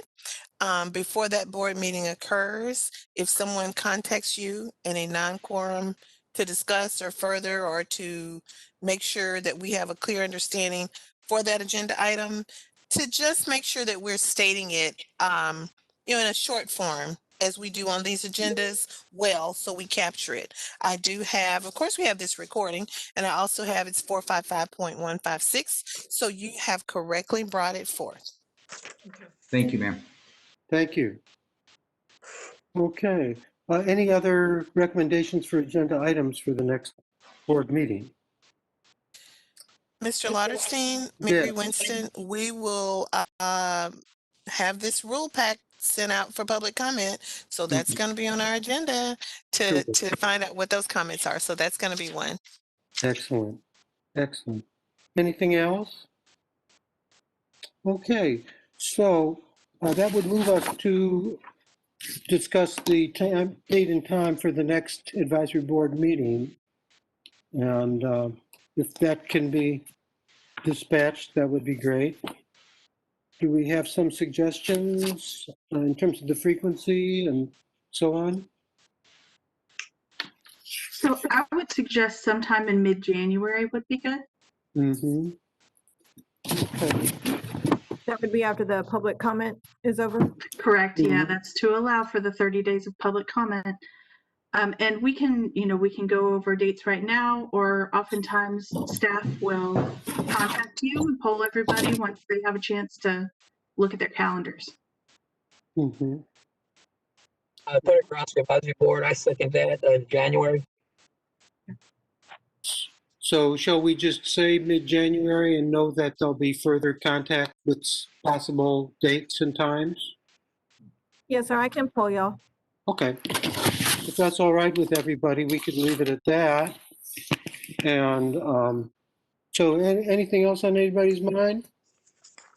I just want to thank everybody for your participation and your patience with this new format. And I want to thank particularly my tutor for understanding how to pull this off. So I just want to thank you all very much. And with that, I'd like to adjourn the meeting. It is now 4:03, and thanks again for your attendance. Let's consider this meeting as adjourned. I'll second that. Okay, thank you. Thank you, David. All right.